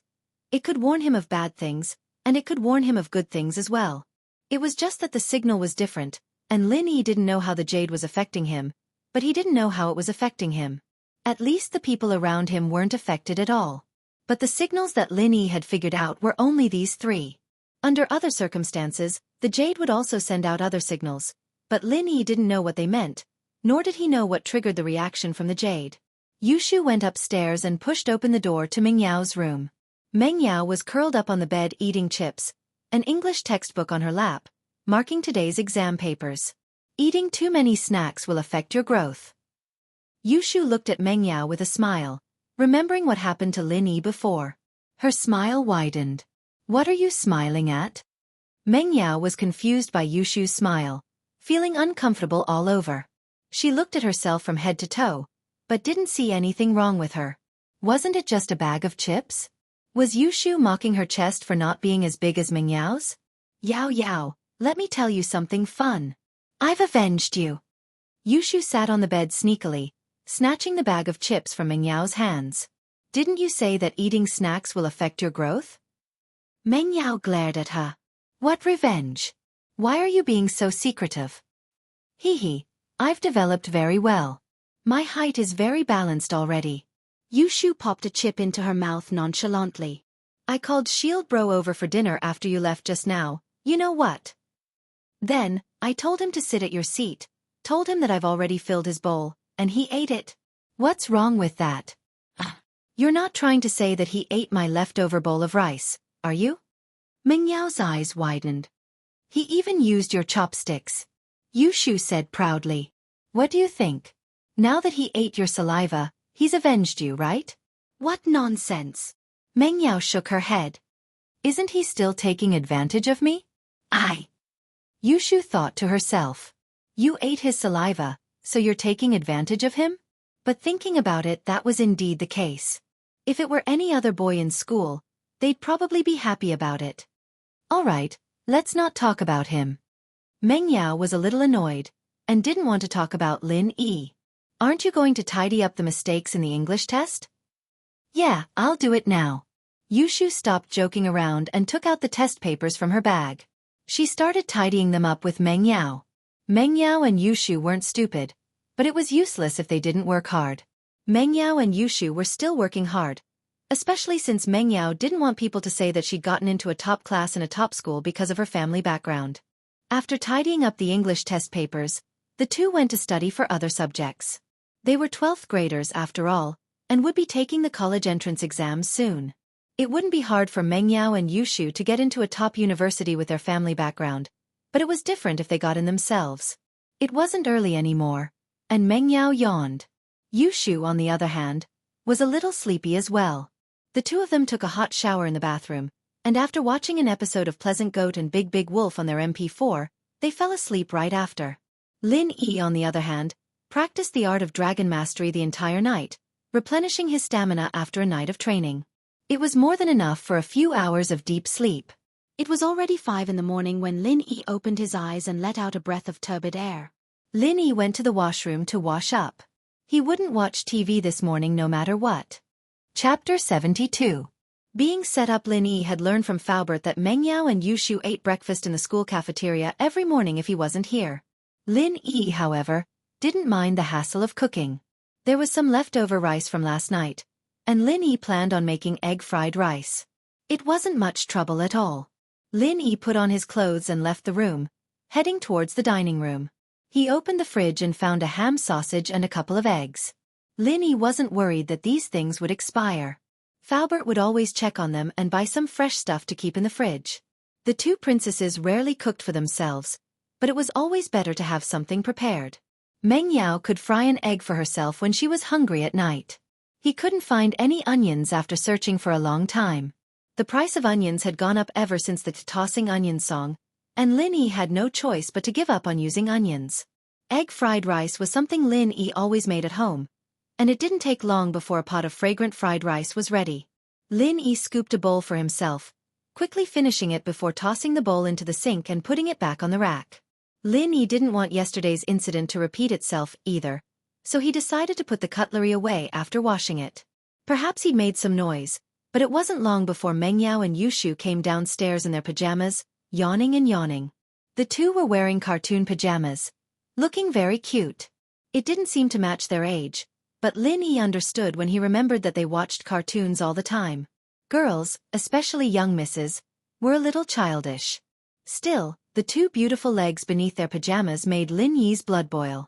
Couldn't these girls be a little more careful at home? Did they really think that he didn't exist? Didn't they think that he wouldn't push them down? Ugh, not really. Wow, Shield Bro, you prepared breakfast for us again. Yushu wrinkled her nose as she followed the scent to the kitchen. Ah, it's egg fried rice today, my favorite.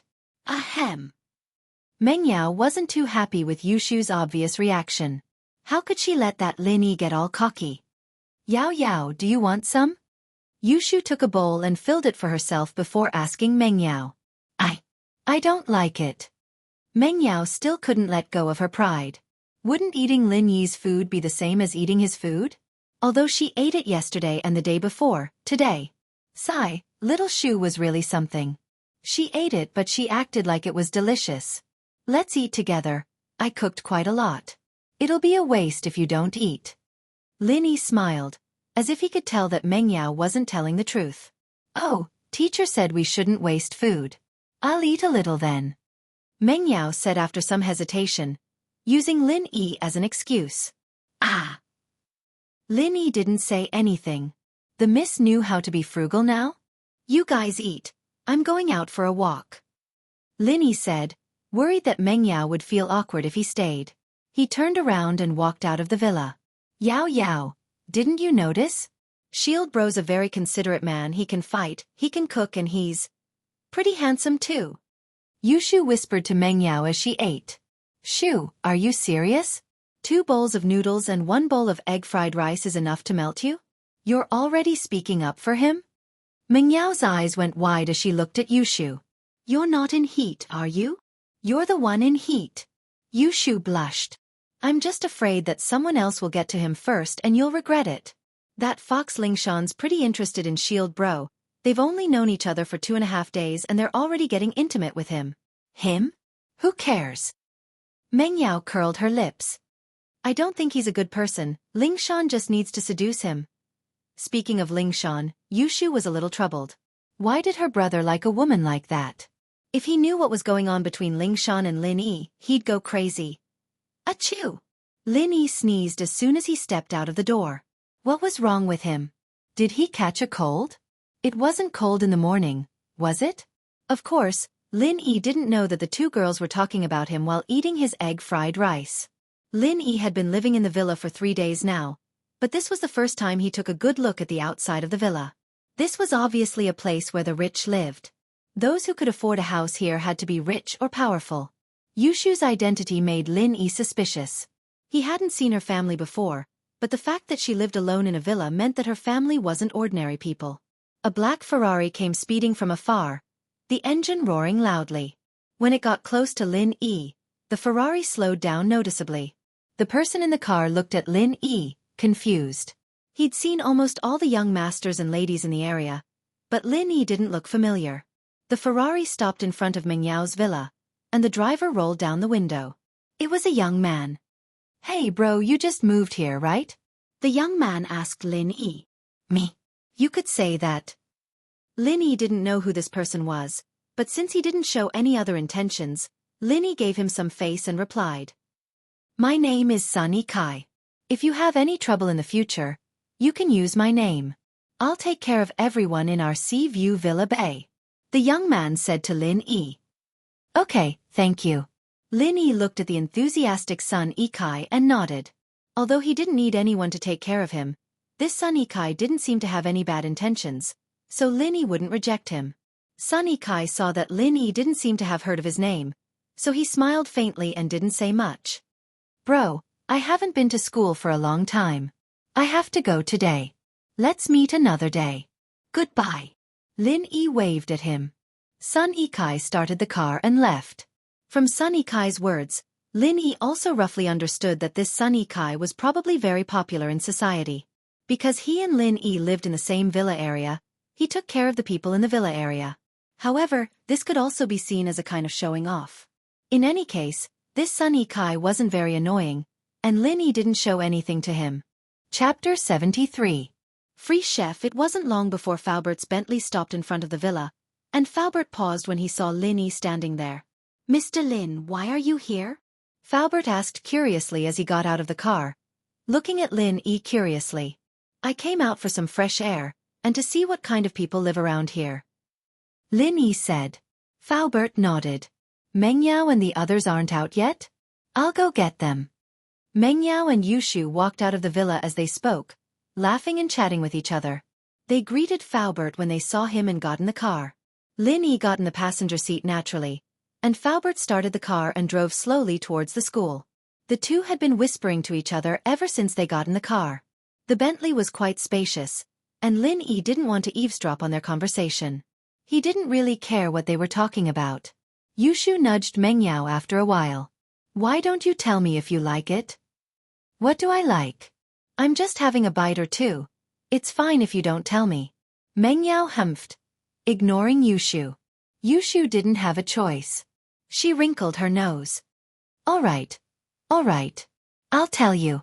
Their voices were louder and clearer, and Lin Yi could hear them from the passenger seat, but he didn't know what they were talking about. Faubert, can you get some fresh ingredients when you come back tonight? Yushu said to Faubert, who was driving. Ingredients? Uncle Fu was slightly startled. Are they fresh vegetables and meat? Yeah, eggs, seasonings and whatnot. It's fine as long as it's all there is. Yushu nodded. All right. Faubert was a little puzzled. He'd prepared fresh meat and vegetables for them before, but a lot of it had expired. Faubert only prepared a small amount after that, just in case. He didn't expect Yushu to ask him to prepare a whole bunch all of a sudden. Judging from Yushu's conversation with Meng Yao, there was an 80% chance that Meng Yao was part of it as well, and so Faubert didn't ask any questions and agreed without hesitation. Yeah. Sister Yao Yao. Yushu raised her hand excitedly, intending to give Meng Yao a high five. Meng Yao glared at her. You only know how to eat.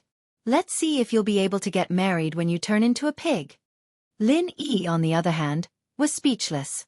He'd be an idiot if he didn't understand what Yushu was up to. Buying so many ingredients, did he think he was a chef? Fuck his grandmother's leg. Wasn't he being wronged? Even a runny nose could be used against him. If word of this got out and his teammates heard about it, wouldn't they laugh their heads off? But it wasn't easy to explain, and the more he tried to explain, the worse it would get. Lin Yi could only endure it. He'd just treat it as a mission, and this reward was enough to feed him for the rest of his life. Lin Yi didn't think that it was a big deal now. Compared to the North African jungle, where even a spider could kill him, life here was much better. He could go to school, and he could hit on girls. Ugh, hitting on girls didn't seem very reliable. Lin Yi saw Yushu winking at him in the rearview mirror. He closed his eyes and pretended he didn't see it. Yushu squeezed her eyes for a long time, and finally found a few difficult expressions to piss Lin Yi off, only to realize that Shield Bro had closed his eyes.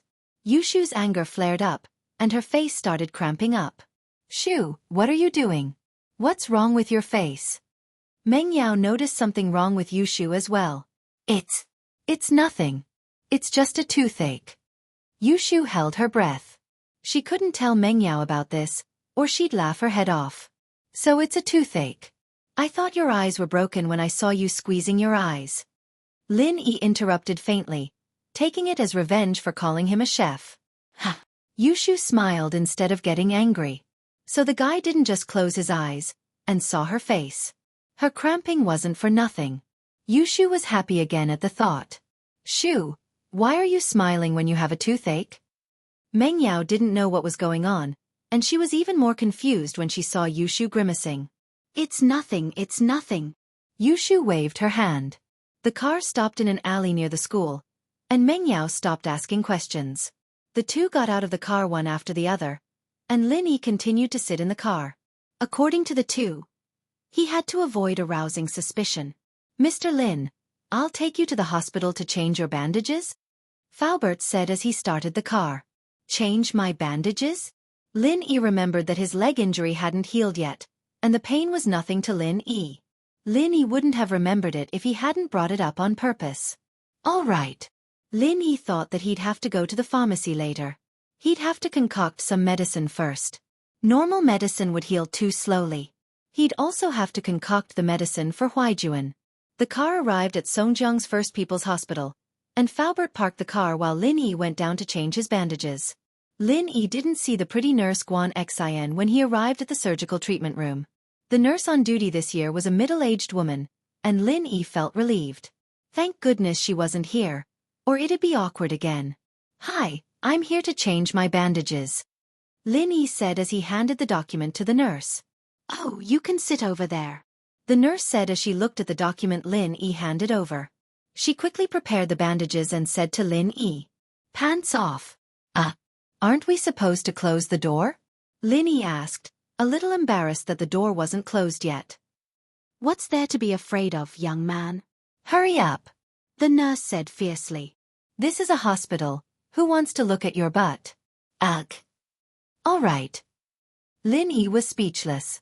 He thought back to how shy Guan Xian was yesterday. This nurse was probably a young girl back in the day, but time had turned her into a fierce ant. He wondered if Xianxia would be the same in a few years.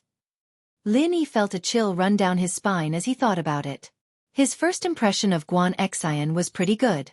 He had to admit, however, that the nurse was a lot more skilled than Xianxia. She finished changing Lin Yi's bandages in no time and threw the cotton into the trash can. Done. You're recovering well, young man.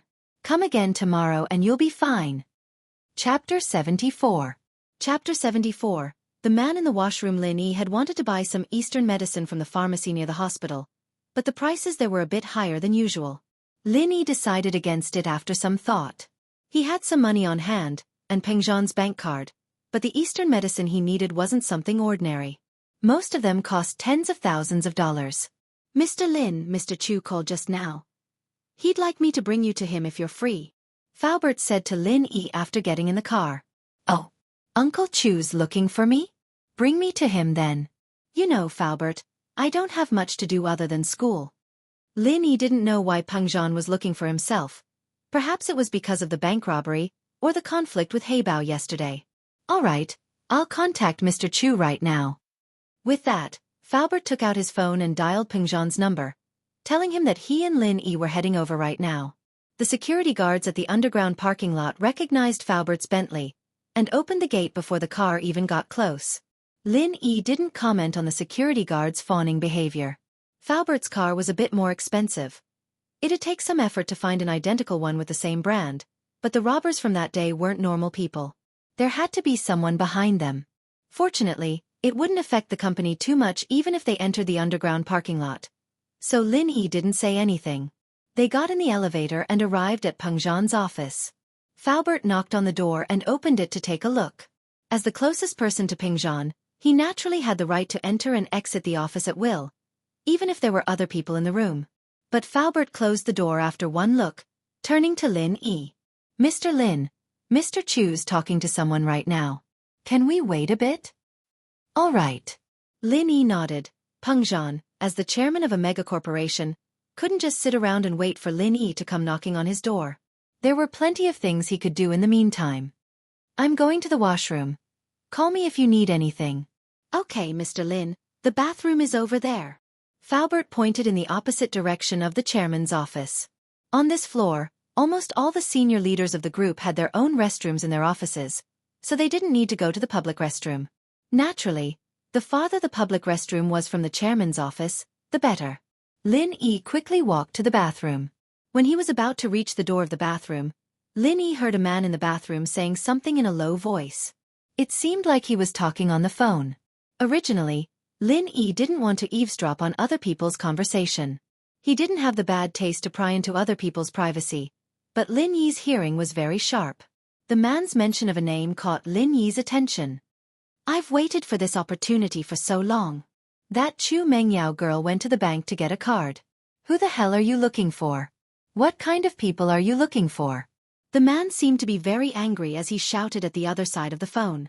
He was afraid that others would hear him, so he tried to lower his voice. If it weren't for Lin Yi's exceptional hearing and the fact that he was standing at the door of the bathroom, even if others passed by, they wouldn't be able to hear what he was saying. The man had mentioned Chu Mingyao's name a few times before, and it had already caught Lin Yi's attention. When he walked to the door and heard the man talking about the bank again, Lin Yi's heart skipped a beat. Lin Yi stood in front of the sink of the bathroom quietly, listening to the man's words. How can you ask me to cooperate with you if you can't even handle such a small matter? It's not a big deal. You just need to control that Chu Mengyao girl for a few hours. When they are discussing the contract with Peng Zhan, they just need to hint that Chu Mingyao's matter is related to you guys, and the contract would have been signed long ago. It's just a little hint. Even if that old fox Peng Zhan is angry, he'll swallow it for the sake of his precious daughter's safety. The man was obviously very angry. Humph. There shouldn't be any loopholes in this matter, right? What? You said that you don't know where the group of people you found are now? Motherfucker, how am I supposed to cooperate with a pig like you? The man cursed. All right, I'll get some information from the police station. You also need to deal with the tail as soon as possible. If you really can't. You understand what I mean, right? Ring dash, a sudden burst of classic Nokia music sounded, and the man in the bathroom stopped talking abruptly. It was obvious that he was shocked. However, the one who was shocked was Lin Yi. His phone rang, and Lin Yi smiled bitterly. It seemed like he had alerted the enemy. It would be very difficult for him to hear anything else. Just as Lin Yi thought, the man in the bathroom was really shocked. The public bathroom on the top floor was almost never used. This was because the leaders of the company who worked on this floor all had their own bathroom. No one would come here to use the bathroom. Only those who came from outside to work, and some workers would use the public bathroom. This was also the reason why he chose to make the call here. In many cases, this bathroom would be cleaned by cleaners in the morning and night, and almost no one would use it during the day. Lin Yi helplessly took out his phone and saw that it was Faubert's number. Lin Yi directly hung up and mumbled to himself, "Junhua bro, it's Xiaoliang, Li Xiaoliang. I'm at Pengzhan Industries. But I couldn't find you. Which floor are you on?" "I'm already on the top floor. Don't all the executives of Xianxia Industries work on the top floor? You're the business manager, so I came to the top floor to look for you." "What? On the third floor? All right, I'll go down. I was just about to use the bathroom." "What? The top floor is the territory of the big leaders? Forget it, I'm not going up.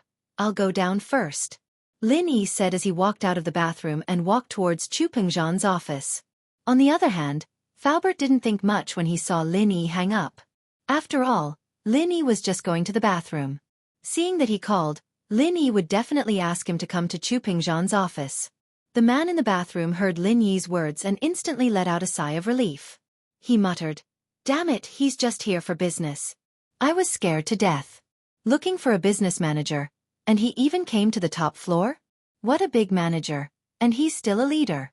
This person is also an idiot. Doesn't he know that the salespeople call themselves business managers to make themselves sound better?" Chapter 75. Chapter 75. Pengzhan's analyst wanted to drag the man to Pengzhan's office in the washroom, but on second thoughts, the people who worked at the top of the company were either shareholders, general managers, or vice presidents. Not a single one of them was a small fry. Putting aside the fact that Pengzhan wouldn't be willing to admit it, Lin Yi was afraid that this man wasn't just one person, but a group of people. Judging from the people he'd called, he had a lot of accomplices. Pulling him out wouldn't necessarily be the same for his accomplices. Besides, Pengzhan wouldn't be able to deal with someone at the level of a vice CEO with just a few words. There were bound to be a lot of factions forming when a company grew to a certain point, and Pengzhan was the biggest shareholder. He couldn't just touch the people of the other shareholders, and there was a high chance that the person on the phone was one of the shareholders.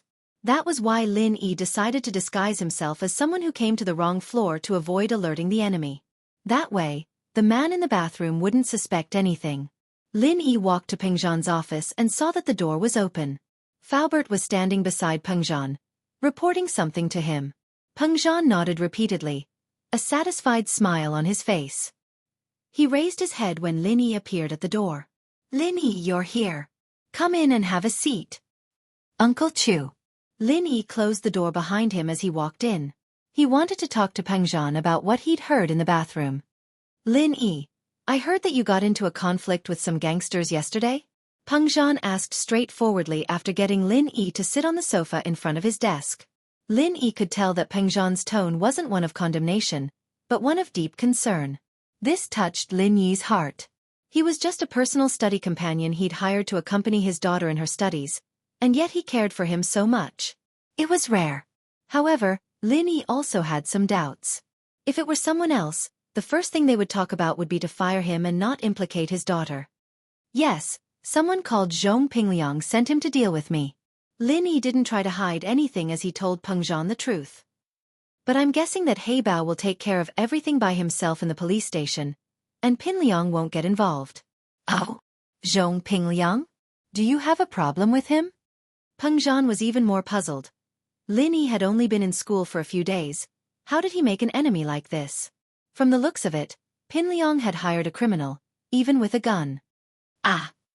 Lin Yi smiled bitterly. "It's my fault. Mr. Chu, let me explain." Faubert saw that Lin Yi didn't mention anything about Meng Yao, and naturally knew that he meant well. But as Pengzhan's confidant, he didn't hide anything from Pengzhan. "Oh, you know about it?" Pengzhan blinked. He didn't expect Faubert to know about the conflict between Lin Yi and Pin Liang. Mr. Chu, it's like this. Faubert nodded with a bitter smile. That day when the miss saw you, Mr. Lin, she wasn't too satisfied with Mr. Lin acting as her shield, so she wanted to test it out. It just so happened that Pin Liang was the miss's pursuer, and he kept bugging the miss, so the miss asked Mr. Lin to deal with him. All right, there's no need to continue. I get it. Peng Zhan shook his head with a bitter smile after listening to Faubert's story. This was all his precious daughter's fault. Yao Yao likes to mess around, so don't give in to her. She needs someone to keep her in check. Don't mess around with her next time. We almost got into big trouble this time. If it weren't for your skills, who knows what would have happened. Haha, Uncle Chu, I'm fine. Lin Yi was speaking the truth. He really didn't see Heibao Bro as a threat. A small fry like him would only be cannon fodder in the front lines. This Zhong Pin Liang. I'll have to talk to Principal Ding Bingong about it. A student like him shouldn't be allowed to stay in school. Peng Zhan was quite pissed off at this Zhong Pin Liang. Mr. Chu, this Zhong Pin Liang is Director Jin's nephew. Li Fu reminded Chu Chuyen as he had a record of all this information. Oh! Peng Zhan frowned. He didn't expect this Zhong Pin Liang to have such a connection. Peng Zhan was the chairman of Peng Zhan Industries, the biggest shareholder, but there were many other shareholders in the board of directors. They didn't have as many shares as Peng Zhan, but they still had a lot of weight. As a result, Peng Zhan couldn't afford to offend the other shareholders over such a small matter. Peng Zhan Industries was one of the shareholders of Songshan's first school, so naturally, Director Jin was one of the shareholders as well. Ding Bingong wouldn't be able to handle things like this. Peng Zhan thought about it for a moment. He'd be graduating soon anyway, so he gave up on the idea of changing Zhong Pinliang. Uncle Chu, don't worry about it. After this incident, Zhong Pinliang's probably going to behave like a coward in school from now on. Lin Yi didn't care about him at all. Yeah, I'm really sorry about this. I may be in charge of a corporation, but there are many things that I can't do. Peng Zhan sighed. Uncle Chu, I was just about to talk to you about this. Lin Yi saw that Peng Zhan had changed the topic to company management, so he didn't have to find an excuse anymore. Uncle Chu, have you figured out what happened with the bank robbery that day? Right now, I only suspect that there's something unusual about it, but I haven't figured it out yet. Peng Zhan didn't try to hide it. We can already confirm that they were after Yao Yao. Robbing a bank was just an excuse. They didn't make a move on Yao Yao earlier or later, but they just had to make a move on me when I was out in the city for business. This motive is very suspicious. Lin Yi praised inwardly. Peng Zhan was indeed the helmsman of a large corporation, being able to come up with such a conclusion with just a few clues.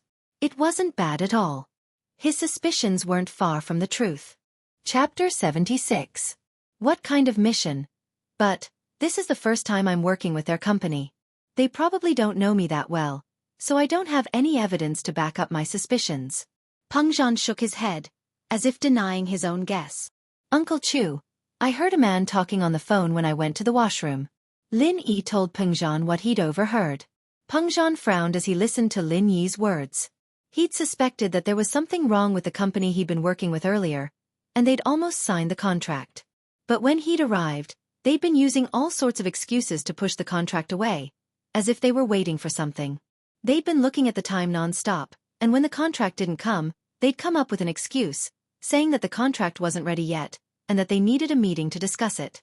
Peng Zhan was pissed at the company for going back on their word, but the contract hadn't been signed yet, and they had the right to go back on their word. Peng Zhan could only say a few words about working with them in the future before leaving in a hurry. However, the other party's actions had raised his suspicions. He hadn't thought much of it at first, but after learning that Meng Yao had been kidnapped by the bank robbers, Peng Zhan wondered if there was a connection between the two incidents. But on the surface, the two incidents didn't seem to be related at all. Peng Zhan couldn't find any connection between the two, and he only had his suspicions. But after listening to Lin Yi's words, Peng Zhan understood everything. The other party hadn't intended to be sincere from the start, and they'd resorted to kidnapping his daughter to force him to achieve their goal. Indeed, if his daughter hadn't been rescued by Lin Yi, and had been kidnapped instead, Peng Zhan would have had no choice but to agree to some benefits for his daughter's safety, as long as the other party revealed the slightest bit of information during the negotiation. The other party could have denied everything afterward, since it was only a bank robbery, and his daughter had only been taken as a hostage. With this layer of cover, the fact that the other party had carried out the kidnapping would have been easily covered up. No wonder the other party kept looking at the time, as if they were waiting for something. This was what they were waiting for. From what Lin Yi had said, the man on the phone in the washroom had to be someone high up in the company, since he was on the top floor of the company. With this person working together, the other party's plan was flawless. But of all things, of course, they hadn't considered the possibility of Lin Yi's presence. It seemed that of his daughter's side had been a wise decision after all. Peng Zhan had only arranged Lin Yi to stay by Meng Yao's side of the company, of his mind of all of his plans. Of all, Peng Zhan hadn't thought of anything else. Yet, Lin Yi of his. I will look into this matter. I'll investigate this. Peng Zhan's eyes flashed fiercely. He might have had conflicts with some of the higher-ups in the company, but he wouldn't allow anyone to use his daughter to mess things up. Lin Yi nodded. He didn't want to get involved in these things. As the chairman of the company, Peng Zhan naturally had his own methods. Lin Yi only told Peng Zhan what he'd heard.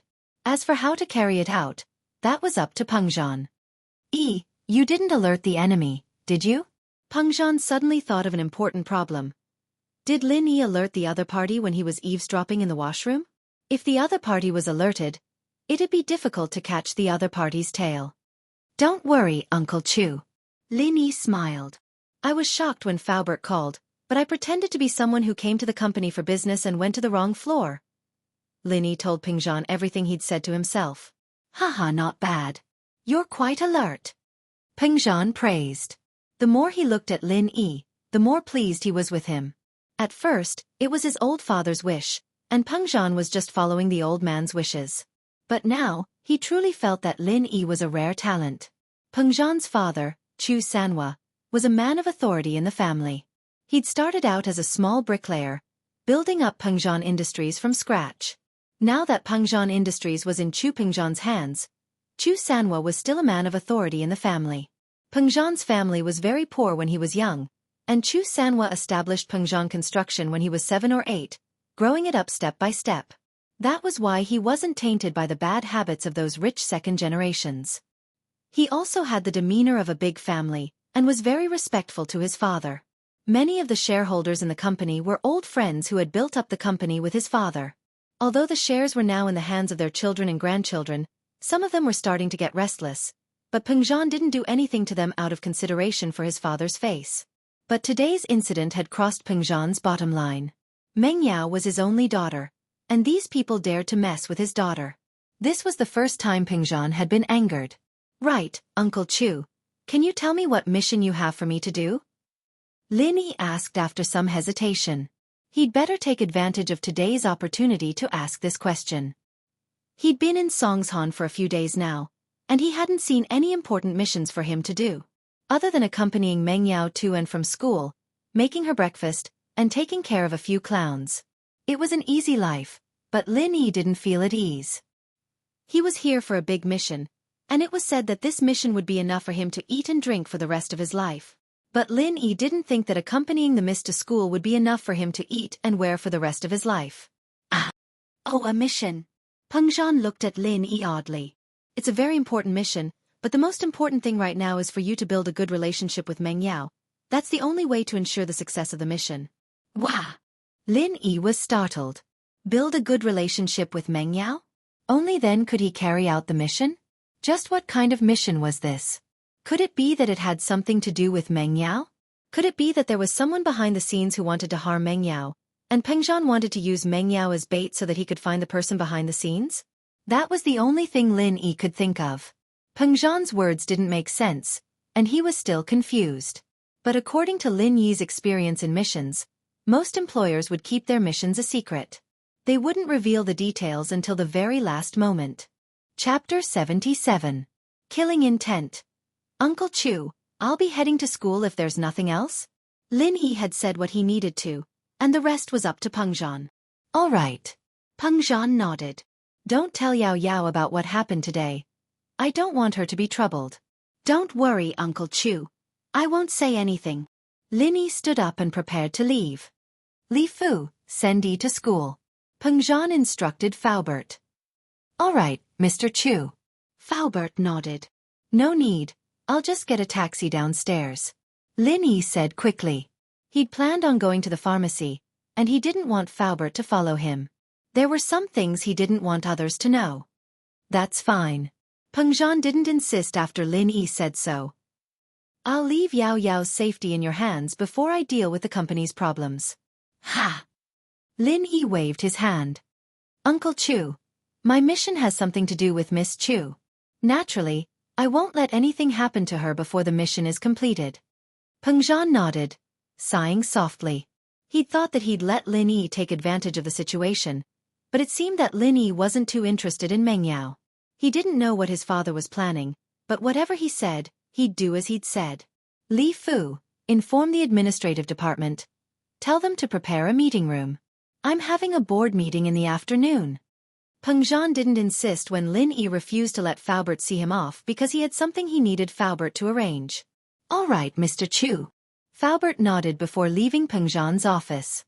Peng Zhan had a secretary, but there were many things he couldn't let his secretary know. Only Faubert, his confidant, knew. So, in many cases, Faubert took on the role of a secretary. Lin Yi walked out of Peng Zhan's building and flagged down a taxi. Young man, where are you going? After getting in the car, the driver pressed the odometer on the meter and asked, Sir, do you know where I can buy wholesale Chinese medicine? Lin Yi wasn't familiar with the geography of Songshan, but some of the older taxi drivers were living maps. They knew everything about the city like the back of their hands. Oh, are you talking about Chinese medicine? The ones made from twigs and twigs, or the ones made from twigs? The driver didn't know what Lin Yi was looking for. Ha! Lin Yi couldn't help but chuckle at the driver's description. In the eyes of normal people, Chinese medicine was more or less the same as sticks of grass. Loose sticks of grass.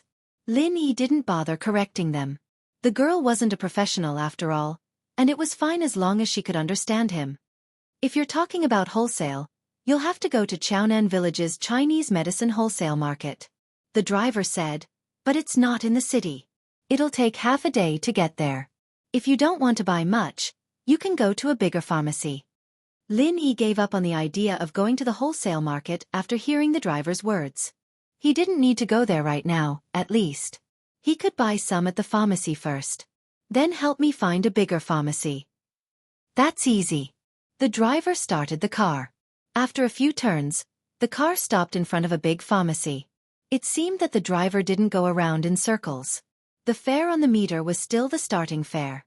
Lin Yi paid the fare and thanked the driver before walking into the pharmacy. When he entered the pharmacy, Lin Yi sighed. It seems that medicine is a very profitable industry no matter when. There are so many people buying medicine in the pharmacy during the day. Many common medicine counters are already full of people. However, Lin Yi wanted to buy Chinese herbal medicine. There were relatively few people buying this kind of thing. He handed the list in his hand to the salesperson. The salesperson gave Lin Yi a receipt and asked him to pay.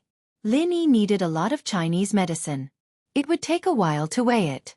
Fortunately, there were no other customers. Lin Yi took advantage of the time when the salesperson was weighing and walked around the pharmacy. Jin Chuang medicine. A voice caught Lin Yi's attention. Jin Chuang medicine? Lin Yi was stunned. There is such a medicine? The so-called Jin Chuang medicine referred to metal objects such as knives. In ancient times, the weapon that hurt people the most should be weapons. Therefore, Jin Chuang also referred to weapons, and Chuang meant wounds. Therefore, Jin Chuang medicine referred to medicine that specialized in treating metal injuries such as knife wounds. Its effects were hemostasis, analgesia, and anti-inflammatory. However, Jin Chuang medicine was just a name in ancient times. There didn't seem to be any medicine called Jin Chuang medicine now, right? No, it's sold out. The salesperson answered the person who asked for the medicine with a blank expression. Lin Yi took a look. The person who asked for the medicine was a girl in black. She was wearing a navy cap on her head. The brim of the cap was very low, and her face couldn't be seen clearly. After getting the reply from the salesperson that the medicine was sold out, the girl didn't say anything. She turned around and left, but her steps were a little unsteady. Suddenly, Lin Yi's eyes were fixed on the girl's feet. On the ground that the girl walked on, there was a clear trail of blood. Obviously, it flowed down the hem of her pants. However, in this pharmacy with people coming and going, it didn't attract anyone's attention. The blood trail was quickly stepped on by the people walking back and forth. The reason why Lin Yi paid attention to this girl was because Lin Yi was a little curious about the Jinshuang medicine she mentioned. Secondly, it was because Lin Yi sensed a trace of the same kind of aura from her. Murderous aura. Murderous aura was a very mysterious thing. Murderous aura was actually a signal emitted by animals when they attacked each other. This signal needed to be detected by the sixth sense. Someone once did such an experiment. They put a wild cat and a mouse in a box, separated by two thin soundproof boards in the middle. The distance between the two boards wasn't very far. Then, they eliminated the smell, and they couldn't see each other. As a result, the cat seemed to sense something and wanted to pass through the board. It kept scratching the board with its claws, while the mouse curled up on the other side. It could be seen that the cat could sense that the mouse was next door, and the mouse could also sense the cat. But how did the cat and the mouse sense each other? According to the explanation of scientists, this might be the sixth sense in addition to the five senses of animals. In other words, they didn't use their ears, nose, or eyes to detect each other. Animals could use their sixth sense to sense a signal emitted by their natural enemies or other animals that wanted to attack them.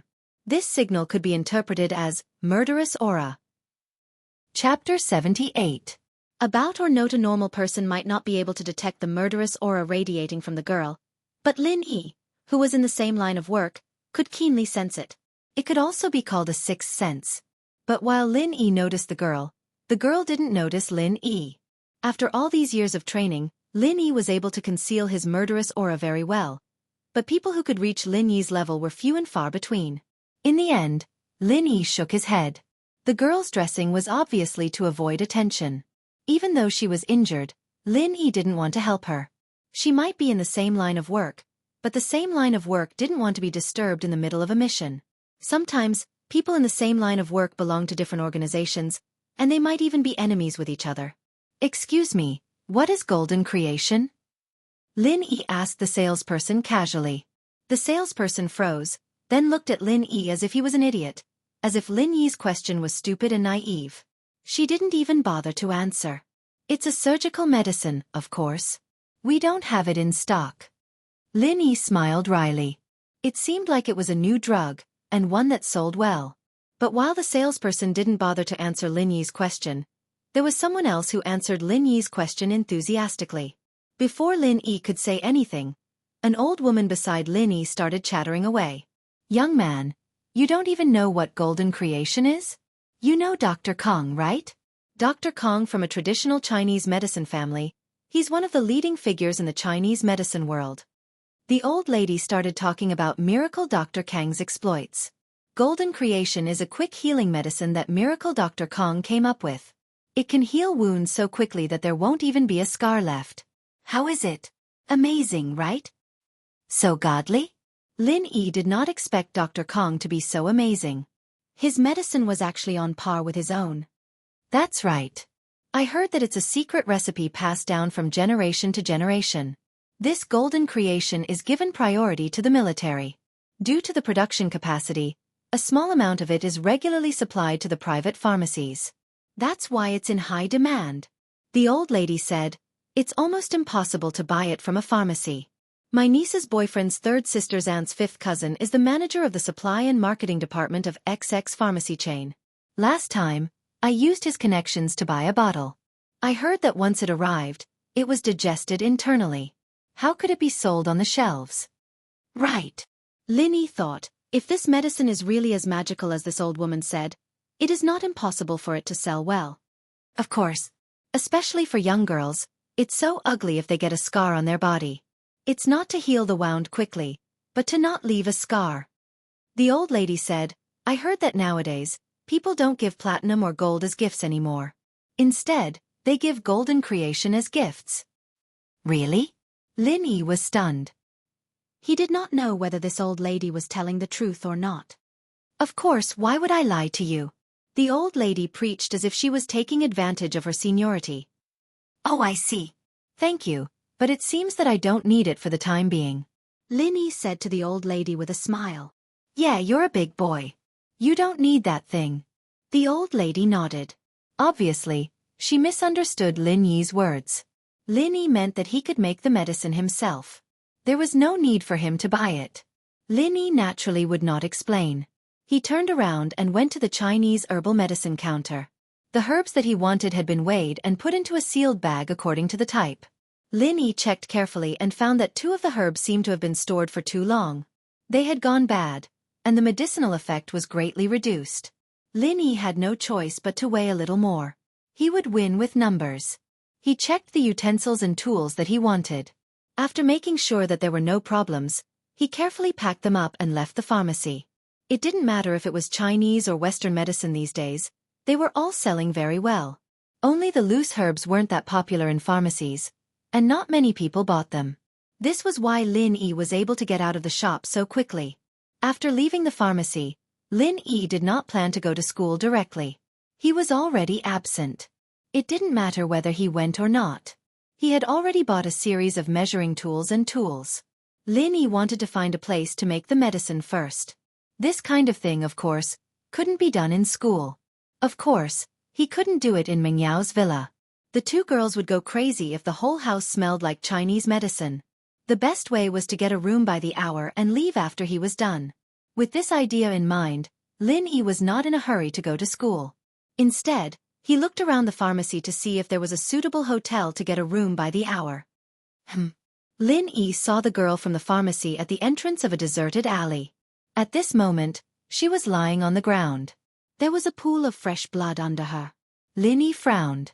He didn't want to poke his nose into other people's business, but in this deserted alley, who would dare to poke their nose into other people's business, let alone if there were people passing by? If he failed to save her and she died, it would cause unnecessary trouble. Lin Yi hesitated for a moment. He was also a person with a mission. It was not appropriate for him to poke his nose into other people's business. Moreover, in his line of work, he needed to be prepared to sacrifice himself at any time. Although, Lin Yi also knew that if he didn't help her, she might not survive due to excessive blood loss. However, sometimes, Lin Yi really couldn't do anything, especially this kind of thing that had nothing to do with him. It was obviously a troublesome thing. The girl didn't look like an ordinary person. Lin Yi really couldn't poke his nose into this kind of thing. Gritting his teeth, Lin Yi walked past the girl quickly. When he passed by the girl's body on the ground, Lin Yi couldn't help but look at her with pity. "I hope you can make it." After that he left quickly. But he didn't take more than a few steps before coming to a stop. Wait. That glance just now made Lin Yi see something that seemed familiar, but he wasn't sure. Lin Yi turned around and walked back to the girl's side. He bent down and stared at a ring on the girl's right little finger. When he saw the pattern on it, Lin Yi sighed and quickly touched the girl's wrist. He found that there was still a pulse. Lin Yi carefully helped her up from the ground and carried her on his back. Although the girl had fainted because of excessive blood loss, she still had some instinctive reactions when Lin Yi carried her. She subconsciously struggled twice. Perhaps it was a conditioned reflex to the outside world. Chapter 79. Origin. When Lin Yi had first arrived, he'd seen a motel by the roadside, but it didn't look too good. Lin Yi had decided to look around for a better motel instead. But the situation was urgent, and Lin Yi didn't have the time to look for another motel. One was already good enough. "Get a room." Lin Yi barged into the motel with the girl on his back. The owner was watching TV out of boredom when she saw a young man barging in with a woman in black on his back. The man wanted to get a room as soon as he entered, and she couldn't help but smile ambiguously. Her motel was actually quite low class. It was set up to provide a place for young couples without money to cozy up to each other. Most of them didn't care if the place was high-end or not, as long as it was quiet and clean. The owner had seen plenty of young men and women who came here to get a room, but it was rare to see someone as impatient as Lin Yi, wanting to get a room as soon as he entered with a woman on his back. 15 kuai for an hour, 60 kuai for a day. The owner said to Lin Yi. "Oh, I'll put down 100 then." Lin Yi pulled out 100 kuai from his pocket and handed it to the owner. "Wait, take out your ID card to register." The lady boss was not blinded by the sight of money, and did not let down her guard. Lin Yi frowned. He wasn't sure if the girl on his back could make it, but there was nothing he could do about it. It was reasonable to register a room, so Lin Yi took out his ID and handed it to the owner for registration. "I don't need hers, do I?" Lin Yi asked. Naturally, he was referring to the girl on his back. He believed the owner would understand what he meant. No need, Deng will be fine. The owner followed the rules when registering IDs. She wasn't trying to make things difficult for Lin Yi, but registering one person per room was fine. After scanning Lin Yi's ID, the owner took out a room card. Upstairs, room 209. Go up yourself. Thank you. Lin Yi took the room card and quickly carried the girl upstairs. Along the way, the girl lay motionless on Lin Yi's shoulder. If it weren't for the fact that he could feel her heartbeat through the softness of her chest, Lin Yi would have suspected that she was already dead. Lin Yi threw the girl on the bed, then carefully closed the door, drew the curtains, and carefully checked every corner of the room. After confirming that there were no wireless cameras, he was relieved. To be honest, if Lin Yi hadn't suddenly seen the ring on the little finger of the girl's right hand, Lin Yi wouldn't have bothered with this kind of thing no matter what. She was just looking for trouble for herself for no reason. The pattern on the ring on the girl's hand represented an organization. A very famous international assassin organization. Although Lin Yi did not belong to this organization, the founder of this organization had a deep relationship with Lin Yi. The master who taught Lin Yi assassination techniques was one of the founders of this organization. Although old Lin was good at martial arts, he was proficient in the kind of martial arts that could be used to fight enemies head-on. However, in a real mission, it was rare to face the enemy head-on. Assassination and sneak attacks were the key to victory. When Lin Yi was 6 years old, old Lin sent him to his master for 2 years of intensive training. His master taught him all the assassination and sneak attacks methods. Although he didn't know the specific identity of his master, and old Lin never mentioned it directly, Lin Yi could vaguely tell that his master was a really powerful person. It had been many years since he saw his master. All these years, Lin Yi had always missed his master. He was Lin Yi's true master. Although old Lin also taught Lin Yi many things, it was more like the kind of relationship between grandfather and grandson, and not the relationship of master and disciple. Moreover, old Lin never expected to be Lin Yi's master. Lin Yi only learned less than 30% of his master's methods, but he was already able to take the initiative in missions. One could imagine how powerful his master was. However, he was too young at that time. Even if he studied hard, it would be good if he could understand 30%. It was because Lin Yi remembered his master's kindness that when Lin Yi saw the symbol of the organization his master founded on the ring on the girl's hand, he changed his mind and decided to help the girl. Although his master had long stopped caring about the affairs of the organization, no matter what, this girl was still one of his people. I'll help you this once. Whether or not you can survive will depend on your luck. Lin Yi laid the girl flat on the bed, and the fisherman's hat on the girl's head slid to one side. Her short, black hair was scattered, and through the scattered hair, a slightly pale and delicate face could be clearly seen. Her facial features were very exquisite, and her eyelashes were long. However, her eyebrows were tightly knitted together. Even if she had fainted, she must have been in a lot of pain. Lin Yi was slightly stunned. He didn't think that under the fisherman's hat, the girl would hide such a beautiful face. This made Lin Yi a little surprised. Such a beautiful girl was an assassin? Looking at the girl's age, she should only be around 18 or 19 years old, similar to him. Lin Yi shook his head, but this was someone else's matter, and he had no right to interfere. From his previous observation, the girl's injury should be on the lower half of her body. However, the girl was wearing a pair of leather pants that didn't leak blood, so he couldn't tell where the injury was from the outside. Lin Yi was too lazy to look for it, so he directly used some force and took off the girl's leather pants. After taking it off, Lin Yi felt a little unnatural, and his breathing became rapid. Although Lin Yi's initial thoughts were very good and very pure, he only extended a helping hand to this dying female assassin because of his master's face. That was why he helped her take off her pants and treat her injury. However, if this female assassin looked like a male assassin, Lin Yi probably wouldn't have any special thoughts. However, this female assassin was very beautiful, and her figure was very good. Therefore, when Lin Yi took off the female assassin's pants, it was inevitable that he would have some improper thoughts. Any normal man would have such thoughts. However, what he saw next completely extinguished the fire of lust in Lin Yi's heart. The inside of the leather pants was completely dyed red with blood, and under the leather pants, the girl's pantyhose was completely soaked in blood. It was impossible to see the original color. Chapter 80. Healing. From the looks of it, The girl's pantyhose was probably attached to the wound. If he took it off, it might touch the wound and cause more bleeding. Lin Yi frowned. There weren't any surgical tools in the room. When he took off the girl's pants, Lin Yi had felt something hard. It was probably a dagger. Without any other tools, Lin Yi could only rely on the dagger. Picking up the pants, Lin Yi took out the dagger and swung it in the air a few times to test the feel of it. Then, he started moving it back and forth on the girl's pantyhose. Lin Yi was an expert when it came to knives. When he was 6 years old, he had been practicing with the dagger with his master. It was also one of the most common weapons used against enemies. Lin Yi only used the tip of the dagger to pick up the fiber connection of the pantyhose. He wouldn't hurt anything else. After a few moves, the girl's pantyhose was shredded to pieces. Lin Yi casually peeled it off and tossed it aside. Under the pantyhose, Lin Yi finally saw where the wound was. It was at the root of the right side of the thigh. The wound had been bandaged, but the bleeding didn't stop. Otherwise, the girl wouldn't have gone to the pharmacy to buy some Dr. Kang's golden wound. Other than the bandage, the girl's lower body was only left with her thigh. But Lin Yi didn't have any other thoughts. Lin Yi wasn't a psychopath. Even if she was as beautiful as a goddess, Lin Yi wouldn't be interested in a woman covered in blood. He used a knife to pry open the gauze on the girl's leg, and started inspecting the wound. The injury was serious, but Lin Yi breathed a sigh of relief. It hadn't reached the artery in her thigh.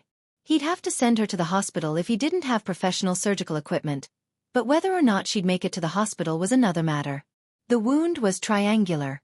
It was obvious that a sharp tool like a triangular knife had been used to stab into the wound. Due to the triangular shape of the wound, it was difficult to stop the bleeding with ordinary hemostatic medicine without suturing.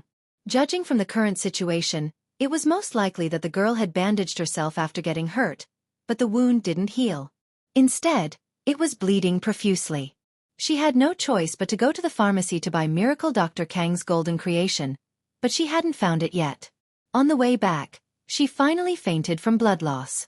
Lin Yi understood what the girl was doing. Assassins were a special profession, and they rarely went to the hospital even if they were injured. They'd take care of themselves if they could, in order to reduce the possibility of their identities being exposed. Knowing the girl's injury, Lin Yi could treat of the problem. The wound was deep, but it didn't hurt the arteries and tendons of the body. It wasn't a big problem. Lin Yi stood up and took out the Chinese medicine he bought at the pharmacy before. He quickly threw a few herbs into the utensils and ground them. This was a familiar process for Lin Yi. In the North African jungle, his own herbs were the most popular things among his teammates. Lin Yi had to grind a bag of them every time. It was impossible to use the gauze from before. It had been soaked in blood. Because the incident happened suddenly, Lin Yi wasn't prepared. Now he could only consider using other things as a replacement. Although his school uniform was newly changed in the morning, Lin Yi didn't want to take a piece of it off to bandage the female assassin. He got up and went to the bathroom, but he saw a disposable disinfectant bath towel on the shelf.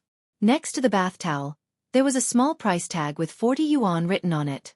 This kind of disposable disinfectant bath towel wouldn't exceed 20 yuan if purchased in bulk, but the price in the hotel was doubled. Of course, in addition to this kind of bath towel, there was also a bath towel provided by the hotel, but it wasn't disposable. This kind of bath towel was only provided to those who had mysophobia and loved cleanliness. It wasn't a compulsory consumption. Lin Yi took this kind of disinfectant bath towel. This thing was barely enough to be used as a bandage. He sprinkled the previously ground medicine on the girl's wound. The girl's mouth made a low, inaudible sound. It seemed that the medicine had touched the wound. However, Lin Yi didn't care about her. How could it not hurt to apply medicine? After sprinkling the medicine, Lin Yi tore the disposable bath towel into a few pieces and skillfully bandaged the girl's wound. Phew! Lin Yi breathed a sigh of relief. It's finally done. Now it seemed that the girl just lost too much blood. If the bleeding was stopped now, the chance of survival was still very high. Of course, the vitality of an assassin was generally very tenacious. Lin Yi probably saw that the girl had regained her life. After waking up, apart from being a little weak, there was nothing serious. After dealing with the female assassin, Lin Yi got back to work. He'd made the medicine for the girl in a hurry, so he'd only made the right amount according to the need. Lin Yi's own wound hadn't even been healed yet. It was all ground, so it wasn't a big deal. The medicine for Yang Huijuan, however, had to be brewed slowly. The order and timing of each ingredient had to be strictly added. There couldn't be a single mistake. Even if the ingredients were similar, the effect of the medicine would be greatly reduced, and the desired effect wouldn't be achieved. This was why Lin Yi didn't give the prescription to Huijuan, choosing to make it himself instead. This prescription wasn't as easy as the painkillers he'd given Huijuan before, where all he had to do was buy all the ingredients and grind them together. Decocting this medicine, however, was different. On the other hand, Lin Yi didn't want this recipe to get out. He trusted Huijuan, but he was afraid that Huijuan would accidentally leak it out. This recipe would cause a huge uproar in the Eastern medicine world.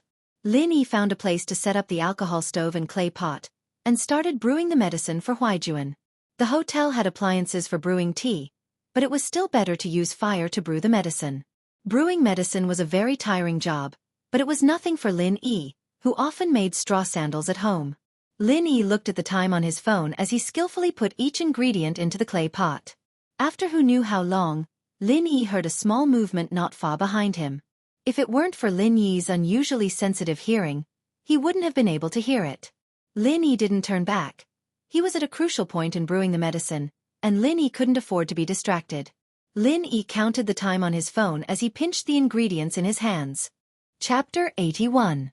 Mr. Donghua. Lin Yi didn't expect the girl to be grateful to him, but it didn't seem like she was going to let him go. Just as Lin Yi was concentrating on the medicine, a murderous aura came at him from behind, and the jade on his mountain twitched as well, sending a signal of danger. Lin Yi frowned, but Lin Yi didn't want to be distracted at a crucial time like this. Stop it! Chi-Chi was feeling very conflicted. She'd fainted on the way out from the pharmacy due to blood loss, but Lin Yi had pulled off her pants, and the pain had helped her regain some of her senses, clearing her head a little. Her body was still too weak, and she didn't even have the strength to open her eyes before fainting again. When Lin Yi was treating her wounds and applying medicine, Chi-Chi woke up from the pain once more before fainting again.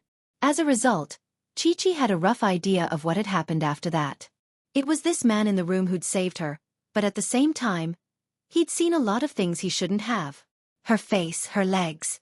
These were things Chi-Chi couldn't tolerate. She'd killed her savior after crossing the river, and that made her feel uneasy.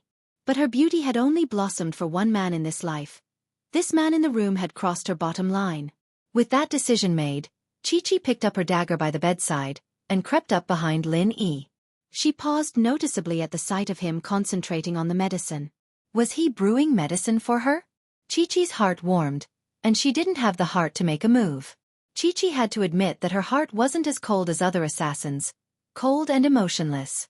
No matter what, this man in the room was her savior. Just as Chi-Chi was hesitating, Lin Yi told her to stop it, like he was scolding a child. Chi-Chi was visibly taken aback. She was going to kill him, and he was telling her to stop? Did he think that she was just going to walk around the room? Didn't you hear the story of Mr. Donghua when you were young? Lin Yi still didn't turn around. He continued, I feel like I'm like Mr. Donghua in that story. Chi-Chi's face changed. Naturally, she knew about Mr. Donghua's story. She'd grown up in an assassin organization, but she was different from the other assassins. Other than the assassin training, she'd received other forms of education. Mr. Donghua's story was actually a classic fable. It was about a man named Mr. Donghua who saved a wolf, but the wolf turned around and wanted to eat Mr. Donghua. But Lin Yi's words reminded Chi-Chi that Lin Yi's don't mess around wasn't just for show. Lin Yi knew that she was going to kill him. The story of Mr. Donghua that he told later proved this point. He was insinuating that he was ungrateful. Who was this person? Chi-Chi's heart skipped a beat.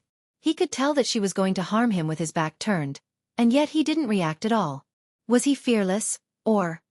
In that case, the purpose of this person's treatment of his injuries was questionable. Chi-Chi felt a chill in her heart, and made up her mind. The dagger in her hand sped up, going for Lin Yi's neck without hesitation. Lin Yi didn't think that this assassin wasn't done yet. Was she trying to bully him with both hands? Lin Yi frowned and turned his head, dodging Chi-Chi's dagger. He opened his mouth and bit down on the dagger, as well as Chi-Chi's fingers. Ah! Chi-Chi's hand was in pain, and the dagger flew out of her hand. Her body hadn't recovered yet, and it was only through sheer willpower that she was able to stand up and walk behind Lin Yi. After the dagger left her hand, Chi-Chi collapsed onto the floor, panting heavily. The wound on her leg seemed to have been aggravated as well, and cold sweat dripped down Chi-Chi's forehead. Lin Yi spat the dagger to the side and continued brewing the medicine. You really are an ungrateful person. But it's fine. A good man doesn't fight with a woman. Leave now, or I'll kill you after I finish brewing the medicine. Chi-Chi understood now that Lin Yi wasn't a normal person. How could a normal person dodge her sneak attack? Could a normal person bite down on a dagger? Chi-Chi, on the other hand, understood from Lin Yi's words. He wasn't making the medicine for her. She was the one who thought too highly of herself. Humph. Chi-Chi's eyes were filled with humiliation and unwillingness. She wasn't an impulsive person, and as an assassin, she couldn't be impulsive, either. Impulsive assassins would be killed first, and wouldn't be able to live until now. Since Lin Yi could easily take her dagger away with both his hands occupied, Chi-Chi gave up on the idea of fighting again. She wasn't a match for Lin Yi. Even when she wasn't injured, she couldn't guarantee that she'd be able to handle this man. There wasn't any killing intent on this man, not even a hint, but the feeling she got from him was unfathomable. He was truly unfathomable. In the organization, he would only have this kind of feeling when he was facing his own father. Chi-Chi silently picked up her leather pants from the floor. There was blood inside, but it was already dried. Other than being a little uncomfortable, it didn't affect her appearance. The problem was that there weren't any other clothes in the room. Don't forget to close the door when you leave, Lin Yi said as if he had eyes on the back of his head. Chi-Chi left the room and slammed the door shut. I'm sorry. This man saved my life, and I'm not a match for him right now. But don't worry, I'll remember him, and one day I'll kill him with my own hands, because I'm only your Xiao-Qi. Chi-Chi swore in her heart. In actuality, Chi-Chi wasn't called Young Chi-Chi at first. Chi was just a code in the Assassin's graduation training group. She was the youngest, so naturally, she was the seventh. The other members of the group were named by numbers as well. On the other hand, Shield Bro Lin, who was brewing medicine in the room, didn't know that his good intentions were being remembered by others. Achoo! Lin Yi sneezed. It wasn't like he hadn't smelled the medicine before. Why was he sneezing now? This was the second sneeze today. Lin Yi sniffled. Did he really have a cold? Chapter 82. It was too cruel. Chi-Chi's wound had stopped bleeding, but her body wasn't healed yet. Her face was still pale, and she was limping. Even so, she didn't want to stay in the room. Since she couldn't kill Lin Yi, she'd just leave and come back when she had the chance. That was the rule of an assassin. If she couldn't win, then she wasn't an assassin, she was a suicide squad member. Limping down to the first floor, Chi-Chi went to the bar. Boss, what's the name of the man who brought me to room 209? Chi-Chi didn't ask Lin Yi's name, because she knew that Lin Yi wouldn't answer even if she did. Lin Yi treated her like a passerby, and she was trying to kill him. Lin Yi wouldn't go looking for trouble. But Chi-Chi wasn't an idiot. She knew that she had to register when staying at the hotel. She'd been unconscious at the time, and she didn't have any identification on her. It had to be Lin Yi. Oh! The boss paused, but came out immediately after seeing Chi-Chi's attire. She was the woman on the back of the man who'd rushed to get a room. It couldn't be, right? They didn't know each other, and they'd gotten together? Getting a room? But looking at her, she'd been carried. Was she drunk? If that was the case, then it was possible. Young men and women these days. The boss sighed at the degeneracy of the world, but she didn't think that her hotel would still be doing so well if it weren't for these young men and women coming to get a room. His name is Lin Yi, the boss said as she looked at the registration book. Thanks. Chi-Chi nodded, committing the name to memory. Lin Yi, huh? She didn't know if it was a real name or a fake one, but whatever it was, Chi-Chi hated the name. You're welcome. For the boss, it was nothing more than a matter of lifting a finger. Chi-Chi memorized Lin Yi's name before turning to leave the hotel. The boss couldn't help but click her tongue as she limped out of the hotel. It couldn't be, right? That much. Can't even walk? That man just now didn't look very powerful, but he was actually so powerful? Could this be the girl's first time? The lady boss shook her head and thought evilly in her heart. To Lin Yi, Chi-Chi's incident was nothing more than a small interlude. Lin Yi wasn't too happy about the fact that Chi-Chi had stabbed him. He'd saved her life after all, and although he'd only seen her thigh, how was he supposed to treat it if he didn't? According to her, if she were to kill someone for looking at her thighs, she wouldn't be able to see the nurse today. Should he also take a knife and kill that auntie? Although the firepower of the alcohol stove was not as strong as that of the gas stove, it could still be used if it was controlled well. The decocted decoctions were placed into sealed bags bought from the pharmacy. Because the decoctions were hot, there was naturally steam. When the decoctions cooled down, the steam would turn into water, and the sealed bags would become a vacuum. This was good for preservation, and the decoctions would not deteriorate. After everything was done, Lin Yi put away the medicine brewing equipment. He could still use these next time. The alcohol was pretty much all gone, but these things were sold everywhere. He didn't think he'd left anything behind, so he called the reception downstairs and told her to check out. But, when Lin Yi's eyes landed on the bed, he couldn't help but smile bitterly. It seemed that he'd have to pay for it. There were bloodstains all over the bedsheets, evidently. It didn't take long for the owner to saunter into the room. It seemed that this hotel usually didn't have any attendants, and she was the only one running the place. Lin Yi had opened the window before the owner came up, letting in some fresh air. The smell of the medicine wasn't that strong, and the owner didn't notice it at all. She was stunned by the blood on the bed the moment she stepped into the room. Lin Yi's eyes widened as he stared at the blood on the bed. This bedsheet? The owner pointed at the bedsheet in the room, shocked. She couldn't speak. She was too shocked, too shocked. She'd been thinking that it was Chi-Chi's first time, and that was why she was limping. Now that she saw the bloodstains on the bedsheets, it only confirmed her evil thoughts. But, at the same time, she thought that Lin Yi didn't know how to be gentle with the fairer sex, either. It was his first time, and he was already in such a terrible state. Was he trying to kill her? Was he trying to kill her? If someone were to die in her hotel, she'd be in deep trouble. At that thought, the owner's face darkened. This bedsheet was at least 10 kwai, and with the money she made for the room, she didn't have much left after the bedsheet. What did you do to the room? The owner asked coldly. I'm sorry. I'll pay you for it. Lin Yi didn't know how to explain, so he just told the owner that he'd pay the full price. Since Lin Yi was willing to pay, naturally, the owner didn't say anything else. She thought that this kid was quite smart, or she'd have been waiting to insult him. After checking the room, the owner said, 1 disposable towel, 40 kwai. 1 bedsheet, 60 kwai. 100 kwai in total. All right. Lin Yi nodded. This owner wasn't too unscrupulous. This kind of white bedsheet cost 30 kwai in bulk. She sold it to me for 60 kwai, which was the same price as the towel. It was just double the price. The owner saw that Lin Yi was straightforward, so she didn't say anything else. Then you come downstairs with me. Let's calculate the room fee. You've rested in the room for 5 hours, so I'll have to charge you according to the standard for a day. It's 60 kwai. You paid me another 60 kwai. Lin Yi nodded. After he went downstairs, he took out the money and gave it to the owner. Then, he turned around and prepared to leave. Wait. The owner stopped Lin Yi. Is there anything else?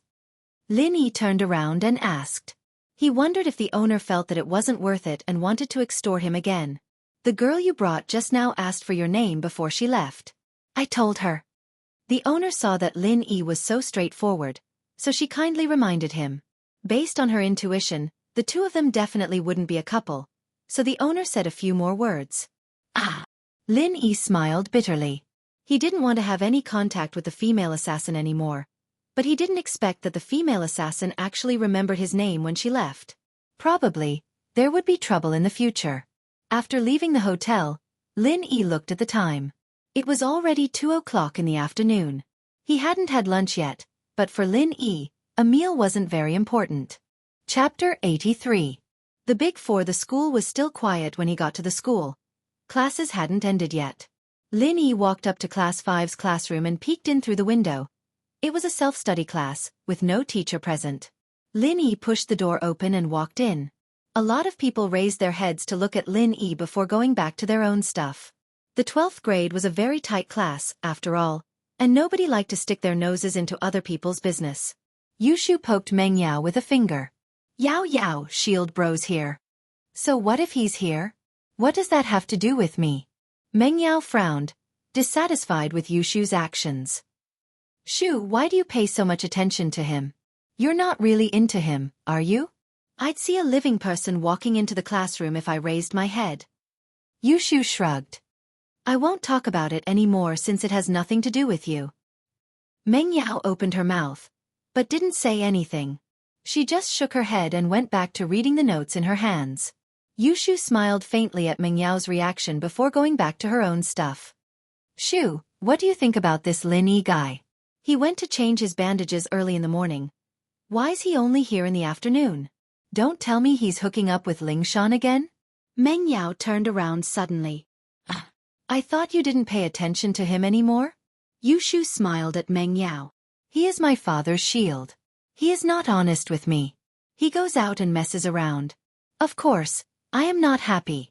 Meng Yao didn't know why she was suspecting Lin Yi, but she found a good reason. Lin Yi was hired by her dad, and he had to be worth the money. Then go talk to him and tell him not to be a playboy. He can only be a shield for you. Yushu suggested casually. What do you mean by me? Meng Yao's face turned red. Shu, your words are so evil, so ambiguous. It was originally you alone. It was your daddy who hired him, not my daddy. Yushu said matter-of-factly. If you don't think that's a good idea, then let him be my shield. I might not need him in high school, but I might need him in college. Screw you. You already have your brother. Why do you still need a shield?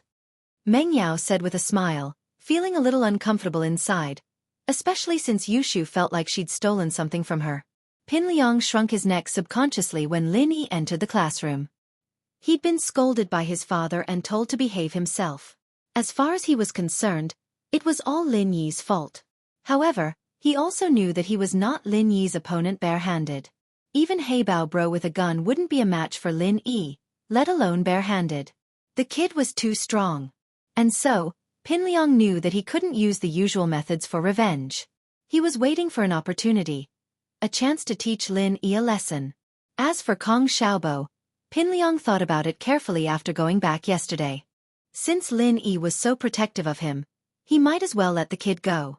It wouldn't be worth it if he got beaten up by Lin Yi later. Hey boss, you're finally here. Kong Xiaobo was very excited to see Lin Yi.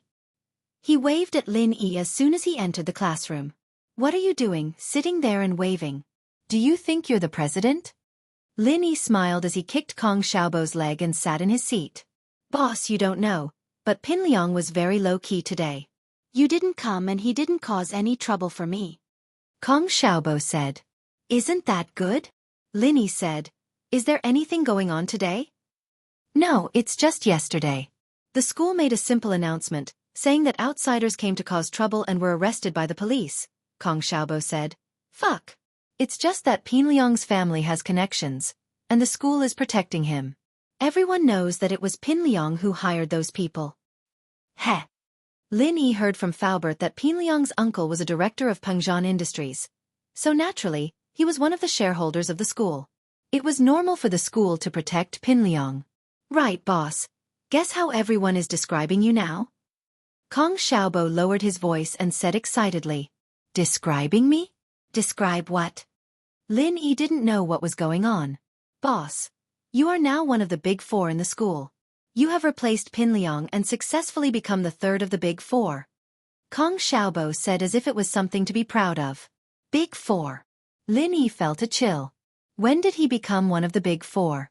He had always been low-key, and didn't even dare to do well in exams. How did he become famous? Moreover, looking at Kong Xiaobo, it was as if being one of the big four was a glorious thing. It made Lin Yi speechless. Yeah. Boss, if you beat the big four again, then you will become the big four's big four's big four's big four. Kong Xiaobo added. Big four. Lin Yi was speechless. The big four's big four's big four's big four's big four. That was even worse than the third. But Lin Yi couldn't do anything about it. After all, the fight with the outsiders yesterday was a fact. Heibao might have come to the school to cause trouble, but other people wouldn't think that way. They would think that he was the kind of student who liked to fight and beat up Pin Liang's people. Naturally, he could become one of the big four. The class bell rang, interrupting Lin Yi and Xiaobo's conversation. Lin Yi wasn't too interested in the Big Four's name, but he couldn't do anything about it since it was Xiaobo's mouth that belonged to Xiaobo. But after thinking about it, Lin Yi felt that this was his image anyways. It would be easier for him to be Meng Yao's shield in the future. He just needed to stand there and people would think, who dares mess with me? And, I'm a tyrant. The last class on Friday was physical activity class. Physical activity class was a class where students could go outside or stay in the classroom to study. It was the only class of the 12th grade that allowed them to relax every week. Even the students who were working hard would choose to relax during this class. They would take a stroll around the school, or stroll around the music store, snack street, or accessory store in front of the school gate. Chapter 84. You go after them. Lin Yi wasn't worried about Pin Liang's actions at all. Pin Liang might be a little hard to deal with in school, but he wouldn't do anything out of line. Meng Yao had Yushu by her side, and Meng Yao's family background wasn't something Pin Liang could do as he pleased. Even if his uncle was a shareholder of Pengzhan Industries, Pengzhan wouldn't let him off the hook that easily if he tried to force himself on Meng Yao in public. Even if his uncle was a shareholder of Pengzhan Industries. As a result, Lin Yi didn't plan on following Meng Yao and Yushu. Even if Lin Yi had wanted to, Meng Yao's personality wouldn't have allowed him to tag along.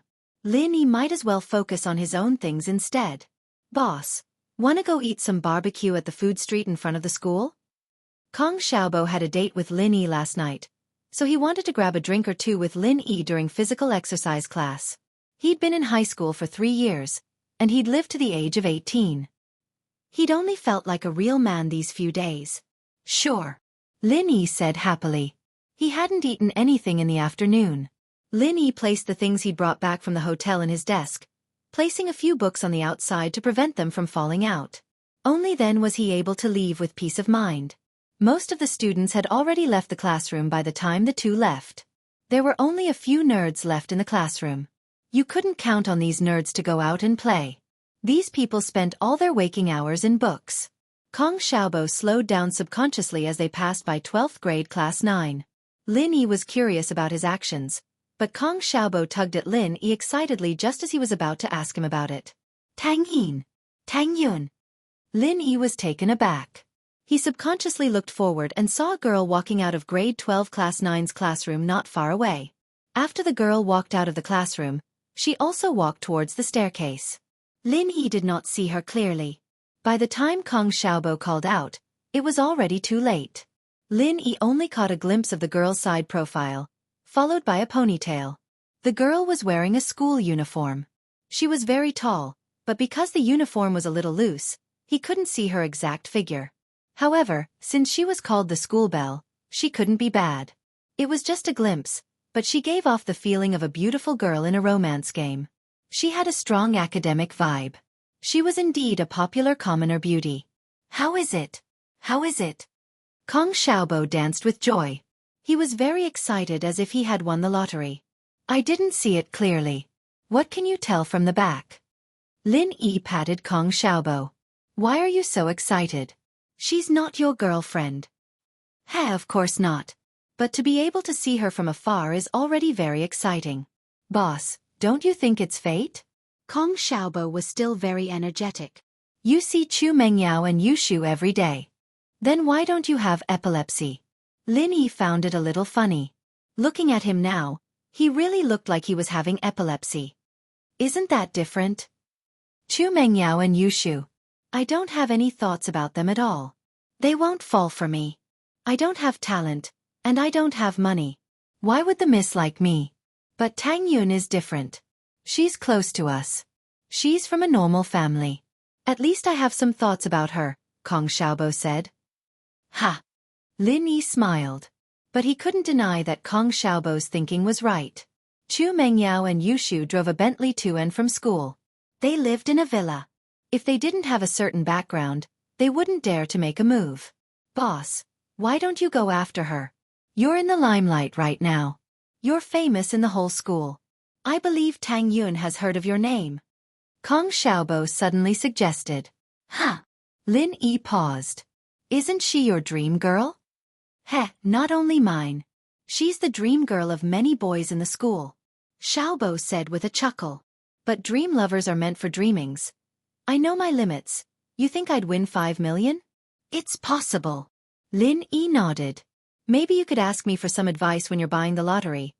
Who knows, maybe you'll really win 5 million when my jade comes into play. Fuck. Kong Xiaobo was speechless. He rolled his eyes. I think the chance of Tang Yun liking me is lower than me winning 5 million. Now you know, right? I'm just imagining things. But I think you have a chance. Come on, why don't you say Zhong Pingliang has a better chance? He used to be one of the big four, why didn't I see him getting her? Lin Yi shook his head. He didn't want any scandals. Otherwise, he wouldn't be able to explain it to Chu Mengyao. Do you know where I'm taking you? Kong Xiaobo said mysteriously. Where to? Aren't we going to eat barbecue? Lin Yi asked.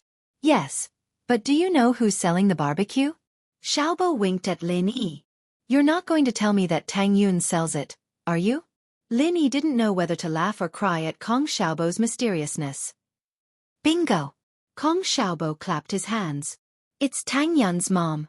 Tang Yun's mom. Lin Yi froze. Ugh. Not that motherfucker, I mean Tang Yun's mother's. Xiaobo coughed, realizing that his mother's name didn't sound good. It's her mom's barbecue stand. Lin Yi didn't know what to say. Boss, I'm telling you, Tang Yun usually helps her mom with the barbecue stall when she's in class. If we go eat barbecue now, we might be able to see Tang Yun. Kong Xiaobo pulled Lin Yi and quickened his pace. Let's go, we'll follow Tang Yun. Following Kong Xiaobo's actions, Lin Yi felt that his heart had become younger again. It was filled with energy. These few years, he was either assassinating or carrying out dangerous missions. He spent most of his time in a rain of bullets. It was rare for him to relax like this. It was only at this moment that Lin Yi realized that this was what he should be doing at his age, wasn't it? As Kong Xiaobo pulled him to follow the school beauty, Lin Yi felt a sense of excitement in his heart. Following the school beauty was something many boys of his age did. Chapter 85. Established facts. If even Kong Xiaobo knew about it, Zhou Ruoming naturally knew about it as well. After the third period, he brought a group of men to the food street outside of the school. He ordered some skewers and beer and waited for Tang Yun's mother's barbecue stall. Tang Yun's mother, naturally, knew about Zhou Ruoming. She knew that he was the bully of the school, but he didn't usually come to her stall. She didn't know what was up with him today, bringing so many people with him. Mrs. Tang was still a bit afraid of Zhou Ruoming. There used to be a seafood stall on the food street that got a stomachache from Zhou Ruoming, and the next day, Zhou Ruoming and his men smashed up the stall. Not only that, but the stall owner was beaten black and blue, and couldn't come back for a couple of days. The other vendors on the food street were naturally wary of Zhou Ruoming's tyranny. They all tried to find out who he was, and found out that he was one of the big four. From then on, Zhou Ruoming's stall was as careful as they could be, afraid that something would go wrong. They'd even give a small discount when they calculated the bill, afraid that Zhou Ruoming wouldn't be happy about it. Mrs. Tang wasn't the only one selling barbecue on the food street. Zhou Ruoming and the others used to eat at a barbecue stall at the front of the street, to which Mrs. Tang secretly rejoiced. A small business like this didn't make much money, and if something went wrong, she'd have to pay for it. Young bros, please enjoy your meal. Mrs. Tang carefully placed the chicken wings on Zhou Ruoming's table, but the more careful she was, the more mistakes she made. Mrs. Tang's hand shook when she put the chicken wings down, and the seasoning on the chicken wings fell onto the leg of a fat guy next to Zhou Ruoming, leaving a greasy stain. Sorry. Mrs. Tang was at a loss as to what to do. She was terrified of these young masters, afraid that they'd get up and smash the stall if they didn't like what they were doing. How about I help you wipe it? I can help you wash it too. Ever since Mrs. Tang had been laid off, she had been relying on the barbecue stand to support the family. Her lover had been bedridden due to a leg injury, but the compensation from the factory had never been paid. She had tried a few times, but the factory's leaders had rudely kicked her out. Mrs. Tang was a typical housewife who lived at the bottom of society. She was humble and weak, but she had no choice but to rely on her own two hands to support the family. She earned money to pay for her daughter's education and her lover's medical bills. It's nothing. The fierce-faced fat man wasn't angry at all. He casually pulled the seasoning off his pants and said nonchalantly, "How would I dare to trouble Auntie to wash my pants? Mingji will kill me. You'll be my elder in the future." "You brat." Zhou Ruoming poked the fat man's head. You're already sucking up? Ha ha ha. The fat man laughed, and the other students who came with Zhou Ruoming also laughed without restraint. Mrs. Tang looked at the fat man in front of her helplessly. She didn't know what he was talking about, nor did she know what these people were laughing about. The only thing she understood was that the fat man didn't seem to want to hold her responsible. Mrs. Tang let out a sigh of relief and said carefully, "Then, I'll pay for this meal?" "How can I do that? Do you think our Ming Ji is someone who doesn't pay for his meals?" The fat man waved his hand. "Even if I don't pay for other people's meals, I still have to pay for yours. Plus, we're all family now, we can't be short of money." Zhou Ruoming heard the fat man's words and smiled proudly. This fat man was quite eye-catching. It seemed like he wasn't being nice to him for nothing. Mrs. Tang was getting more and more confused. She didn't know what the fat man was talking about. What did he mean by family doesn't lack money? What did he mean? At that moment, Tang Yun walked over from afar. The fat man didn't care about pleasing Mrs. Tang anymore. He suddenly stood up and shook his fat body, waving his hands and whistling. Zhou Ruoming's lackeys also whistled and winked at Tang Yun. "Sister-in-law is here, sister-in-law is here," the fat man shouted.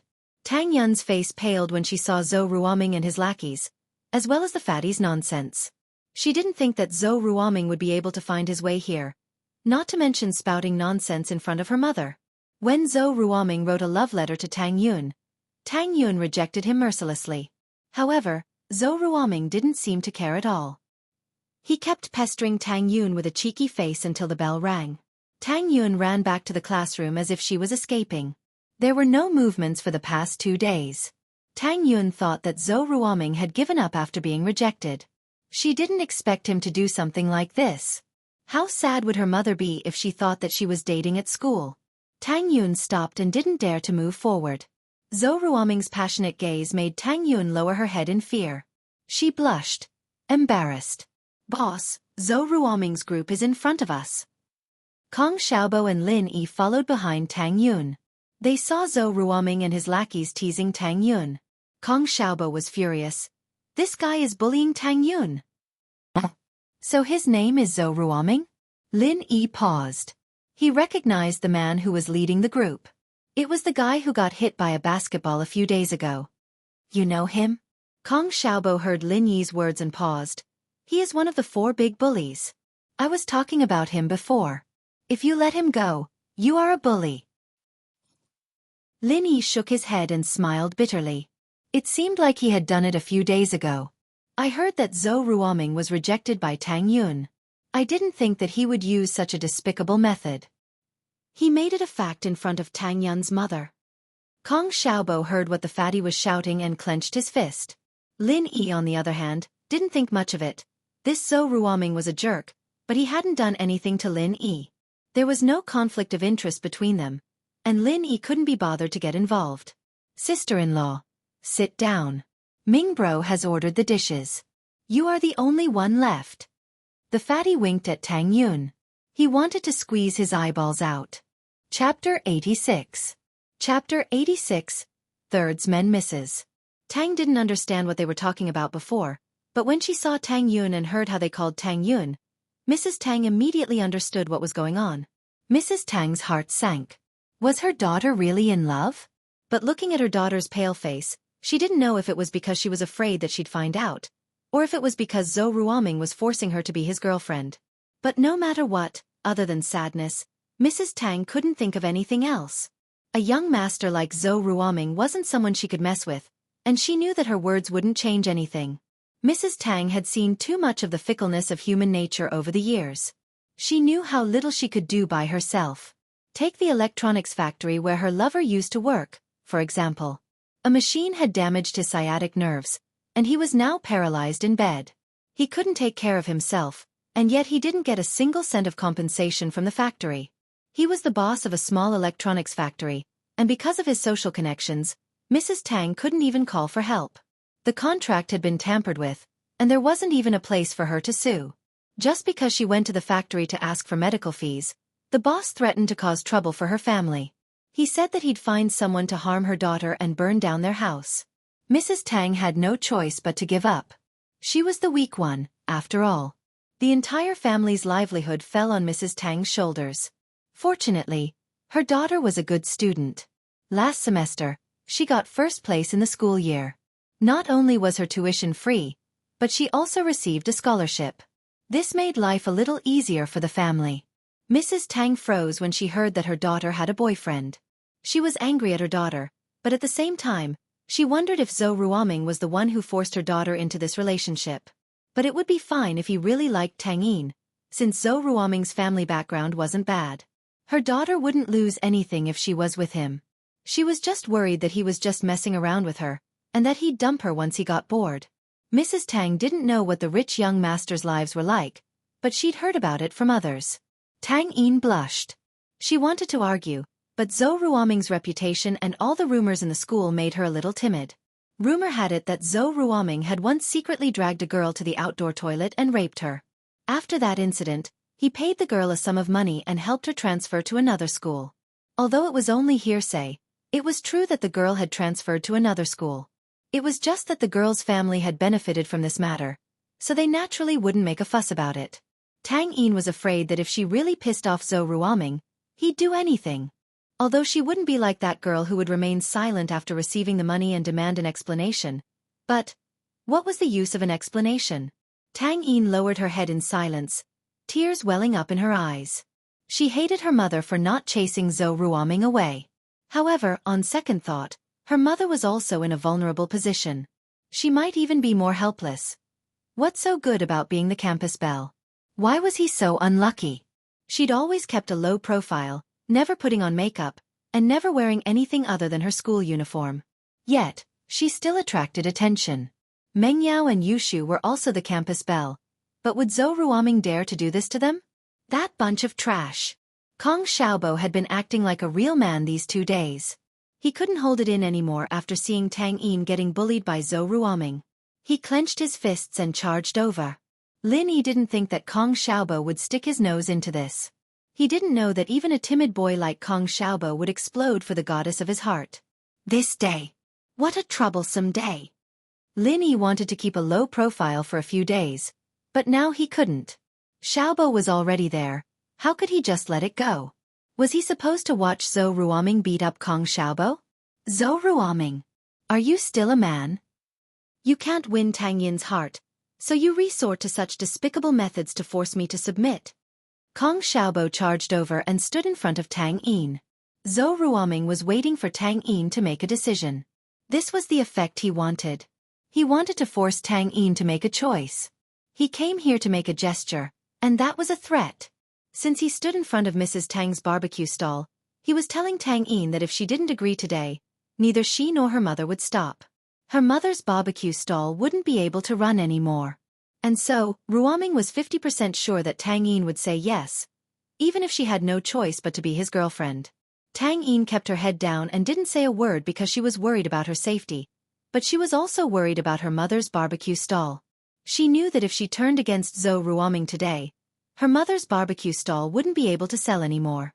If Zhou Ruoming and his followers came to cause trouble every day, her family's livelihood would be cut off. Just when Tang Yin was at a loss of what to do, Kong Xiaobo suddenly charged over. Not only did Zhou Ruoming freeze, but Tang Yin also froze. Who was this person? She didn't know him? Who the fuck are you? Zhou Ruoming saw that Tang Yin was about to be forced to make a choice, but someone suddenly appeared out of nowhere. He was furious and pointed at Kong Xiaobo, his voice darkening. I. Kong Xiaobo looked at Zhou Ruoming's fierce eyes and lost his courage. He was just going to explode for a moment, and it would be over after that. He wasn't as strong as Lin Yi, and in terms of fighting, he wasn't Zhou Ruoming's opponent. He was discouraged by Zhou Ruoming's question, but he knew that he couldn't back down now. Boss was still behind him, and if he got beaten up, how could he not help? He straightened his neck and said, I am the third of the Big Four's underling. Big Four's? Third? Underling? Zhou Ruoming froze, confused by Kong Xiaobo's words. What nonsense are you talking about? You're Zhong Pingliang's underling? You fucking beat Zhong Pingliang up, and you still won't behave? How dare you butt into my business? Fuck off, Your boss doesn't even dare to butt into Ming Bro's business. Who the fuck are you? Fatty pushed Kong Xiaobo hard. Go home and tell your boss that I'll fuck his mother. Fatty obviously thought that Kong Xiaobo was Zhong Pingliang's underling, and so he was very unrestrained. News of Zhong Pingliang getting beaten up by a transfer student had spread, and Heibao Bro was arrested as well. He might be sentenced to a few years in prison, so Zhong Pingliang had lost his backing and face. Naturally, Zhou Ruoming's underling wouldn't give him face. Chapter 87. You haven't paid yet. Lin Yi didn't know who his mother was since he was young, but Lin Yi wasn't going to let him off the hook that easily. Lin Yi was already brooding over the fact that he was an orphan, and now this guy was dragging his mother into it. Slap! Lin Yi slapped the fatty's face, sending him flying. With Lin Yi's strength, the fatty spun a few times on the ground like a spinning top before falling head first onto the ground. The left side of the fatty's face was clearly visible, and the fatty's face looked even more ferocious now. Whose mother are you trying to fuck? Lin Yi said coldly as he looked at the fatty wailing on the ground. Who the fuck are you? How dare you hit one of my men? Zhou Ruoming hadn't seen Lin Yi's face clearly, since Lin Yi's back was facing him. Lin Yi's slap was a little scary, but Zhou Ruoming didn't think much about it. After all, it was when the fatty wasn't paying attention. He subconsciously thought that the newcomer was one of Lin Yi's men, and reached out to push Lin Yi. Is your face healed? Lin Yi turned to look at Zhou Ruoming. Lin Yi? Zhou Ruoming finally recognized the man in front of him. He finally understood why he was able to send the fierce-faced fatty flying with a single slap. I'm asking you a question. Is your face healed? Lin Yi said as he looked at Zhou Ruoming. Yes, it's healed. Zhou Ruoming said, a little scared. This Lin Yi was a fucking maniac. Even Heibao Bro was crying for his mom and dad after beating him up. How could Zhou Ruoming afford to piss him off? As for Lin Yi, he was obviously asking if he was alright after being hit by the basketball that day. Lin Yi nodded and slapped Zhou Ruoming's face. Zhou Ruoming's nose was bleeding and half of his face was swollen. However, Lin Yi didn't slap him away like before. You're screwed again. Scram. Zhou Ruoming covered his face. He felt so wronged in his heart. What was this? He was just flirting with a girl, and he actually met this devil. Moreover, he didn't seem to have provoked him, did he? Wasn't it just the fierce-looking fatty saying, fuck your mother? But that wasn't to scold Lin Yi. In this day and age, who would take the initiative to be scolded? However, the situation was pressing. Zhou Ruoming had no choice but to retreat. He didn't have the courage to fight Lin Yi. He turned around and glared at Kong Xiaobo, thinking that it was this kid's fault. However, when Zhou Ruoming saw Kong Xiaobo's proud smile, he froze. He remembered what Kong Xiaobo said earlier. His heart skipped a beat. Could it be that the third of the big four that Kong Xiaobo mentioned was Lin Yi? Yes, there was a rumor in the school that Lin Yi had replaced Pinliang as the third of the big four. Fuck. Ruoming was quite troubled. Couldn't you at least explain it to him? If you said that you were Lin Yi's subordinate, why would I argue with you? I'll just turn around and leave. However, that was what Zhou Ruoming was thinking. If Kong Xiaobo had said that he was Lin Yi's subordinate, Zhou Ruoming might not have believed him. Let's go. Zhou Ruoming called for someone to help Fatty up and left Mrs. Tang's barbecue stand with his tail between his legs. The vendors around Mrs. Tang's barbecue stand looked at Lin Yi in shock. They didn't know who he was. However, they knew who Zhou Ruoming was. They saw Lin Yi hit Zhou Ruoming, but Zhou Ruoming didn't even dare let out a fart. They looked at Lin Yi with respect. This was a character that was stronger than Zhou Ruoming. Tang Yun, are you okay? Kong Xiaobo was close to the goddess of his heart for the first time. Although he knew that it was impossible for him and Tang Yun to be together, it was good to be able to talk to her. Now that there was a chance, Kong Xiaobo didn't want to let it go. However, because of his nervousness, Kong Xiaobo was stuttering when he spoke. Tang Yun frowned slightly. She had heard about the new Big Four's third brother, Lin Yi. She saw that the boy from before was Lin Yi, and that this Kong Xiaobo was his subordinate. She was naturally on guard. News of Lin Yi's exploits had spread. He'd taught Pinliang a lesson as soon as he'd transferred, and now he'd slapped Zhou Ruoming in the face. Tang Yin was a little afraid of him now, thinking that he might be up to no good, that he'd slapped Zhou Ruoming to get on her good side. As for Kong Xiaobo, Tang Yun already saw him as Lin Yi's lackey. She didn't have a good impression of him. She heard his question and replied faintly, "I'm fine." She then quickly ran to Mrs. Tang's side. "Mom!" "Ah!" Mrs. Tang understood that Zhou Ruoming was bothering her daughter. She was happy, but also afraid of Zhou Ruoming's revenge. However, seeing that Lin Yi was able to deal with Zhou Ruoming made her heart flutter. Whether it was looks or temperament, Lin Yi was much better than Zhou Ruoming. It wouldn't be bad if he became her daughter's boyfriend. At least she wouldn't have to worry about Zhou Ruoming. However, Mrs. Tang was just thinking about it. She didn't want her daughter to be wronged. Xiaobo could tell that Tang Yun didn't like talking to him, and he was a little discouraged. But he understood the difference between them, and it was basically impossible for them to get together. He didn't think too much about it. "Auntie, 20 mutton skewers, 2 lamb chops, 2 chicken neck skewers, 2 tofu rolls, and 2 bottles of beer." Kong Xiaobo quickly adjusted his position and became happy again. Although he didn't get Tang Yun's favor, at least he could hold his head high in front of Zhou Ruoming. "What are you guys so arrogant for? In front of my boss, aren't you guys just getting slapped in the face?" "Okay." Mrs. Tang nodded. These two were even stronger than Zhou Ruoming, after all. She had to take care of them. "Zhou Ruoming, wait!" Lin Yi suddenly called out to Zhou Ruoming. Zhou Ruoming was startled by Lin Yi's voice. He didn't know what Lin Yi wanted. Didn't he tell him to leave? Why did he call him back? Although he didn't want to go back, he had to go back. He could run, but he couldn't run away. If Lin Yi came looking for trouble, he wouldn't be able to handle it. Lin Yi, is there anything else?" Zhou Ruoming turned around with a bitter face. "You haven't paid yet," Lin Yi said faintly. In fact, Lin Yi felt that Mrs. Tang was pitiful. It wasn't easy for her to support the barbecue stall alone. He wanted to help if he could. Chapter 88. Let you pretend, here's 100 kwai, keep the change. Zhou Ruoming took out 100 kwai note and slapped it in front of Mrs. Tang. He didn't want to stay another minute. Lin Yi was watching him, and it made him feel uncomfortable.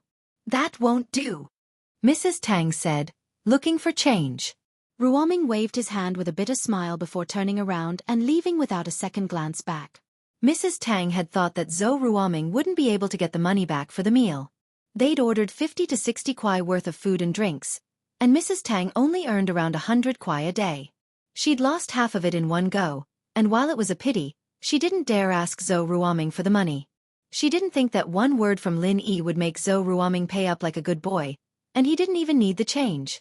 Mrs. Tang couldn't help but feel grateful towards Lin Yi. They were all young masters at school, but why was there such a big difference between them? Look at Lin Yi, he looked like a gentleman, and look at that Zhou Ruoming. The only thing missing was that his face was a bully. But the bully was slapped in the face by a gentleman, and didn't even dare make a sound before running away. The thought made her look at Lin Yi a lot more pleasing to the eye. She looked at Tang Yin, who was still standing there, staring at Lin Yi and Kong Xiaobo, not knowing what she was thinking. "Yin, what are you doing? Aren't you going to help your classmates?" Tang Yin didn't think that Lin Yi and Kong Xiaobo would be sitting at her barbecue stand, asking for food. As far as she was concerned, Kong Xiaobo jumping out to fight Zhou Ruoming was most likely ordered by Lin Yi. He probably had the same thoughts as Zhou Ruoming, and their target was her. Other than that, Tang Yin didn't know what else could attract the attention of these young masters. Although Lin Yi wasn't as blatant as Zhou Ruoming, and was instead a gentleman, Lin Yi was even more of a hypocrite in Tang Yin's eyes. He was just fighting Zhou Ruoming and Fatty, and now he was sitting there like a good student. Who was he trying to fool? Especially when she saw that her mother seemed to have a good impression of Lin Yi, and even asked her to serve them. Tang Yin was even more annoyed. "She only asked for 100 kwai for you. How could you fall for it so easily?" Tang Yin was like a little hedgehog. She had been through all these years, and her heart had been locked tightly. Whenever a boy approached her, she would be on guard. But, since her mother had called her, Tang Yin could only agree no matter how unwilling she was. She went to the stand and took 2 bottles of beer, and placed them on Lin Yi and Kong Xiaobo's table. She didn't even look at them and returned to Mrs. Tang's side. "Wine starter." Kong Xiaobo saw that Tang Yin only took the bottle of beer and didn't pick up the starter, and that Tang Yin was unhappy. He could only smile bitterly and ask carefully. "Ian, what's wrong? Can you open the bottle for your classmate?" Mrs. Tang didn't know what was going on with Tang Yun. She was fine just a moment ago, but all of a sudden, her face turned cold. She lowered her head like she was wronged when facing Zhou Ruoming, but when facing Lin Yi, she turned on him just because he was a nice guy? If Tang Yi knew what her mother was thinking, she would explode in anger. He was polite and polite? Just now, he had sent the fierce-faced fatty flying with a slap. Was that considered gentlemanly? "It's fine." Lin Yi smiled. He didn't know what he did to piss off this pretty girl. Lin Yi could see that Tang Yin's attitude wasn't good, but he didn't mind it. He just thought that she was acting like a little girl. With that, Lin Yi picked up the bottle and flicked the cap with his thumb, and the bottle was opened. Xiaobo's bottle followed the same pattern. "You, only your classmate is easy to talk to." If it was the previous Zhou Ruoming, he would have destroyed the stall. Mrs. Tang looked at her daughter helplessly. "You don't want me to do business anymore? Go back to school. I don't need you here anymore." Tang Yin felt wronged after being scolded by her mother. What did she mean by "my classmate is easy to talk to"? How could he be easy to talk to? How could the Big Four be easy to talk to? Look at how polite he is. Don't you know that he's just putting on an act? Is he trying to chase after your daughter? All right, the tofu rolls are done. Hurry up and send them over. Mrs. Tang said as she handed the tofu rolls to Tang Yun. "Oh!" Tang Yin took the tofu rolls angrily and slowly walked over to Lin Yi. The more she looked at Lin Yi's calm face, the more irritated she felt. When she reached Lin Yi's side, Tang Yin didn't know where the courage came from, but she pretended to step on Lin Yi's foot carelessly. "Humph, aren't you pretending to be polite? You want to please my mother? No way, I won't let you. If you want to pretend to be polite in front of me, then fine, I'll stomp you to death and see if you'll get mad." Lin Yi was a bit surprised to be stepped on by Tang Yin out of nowhere.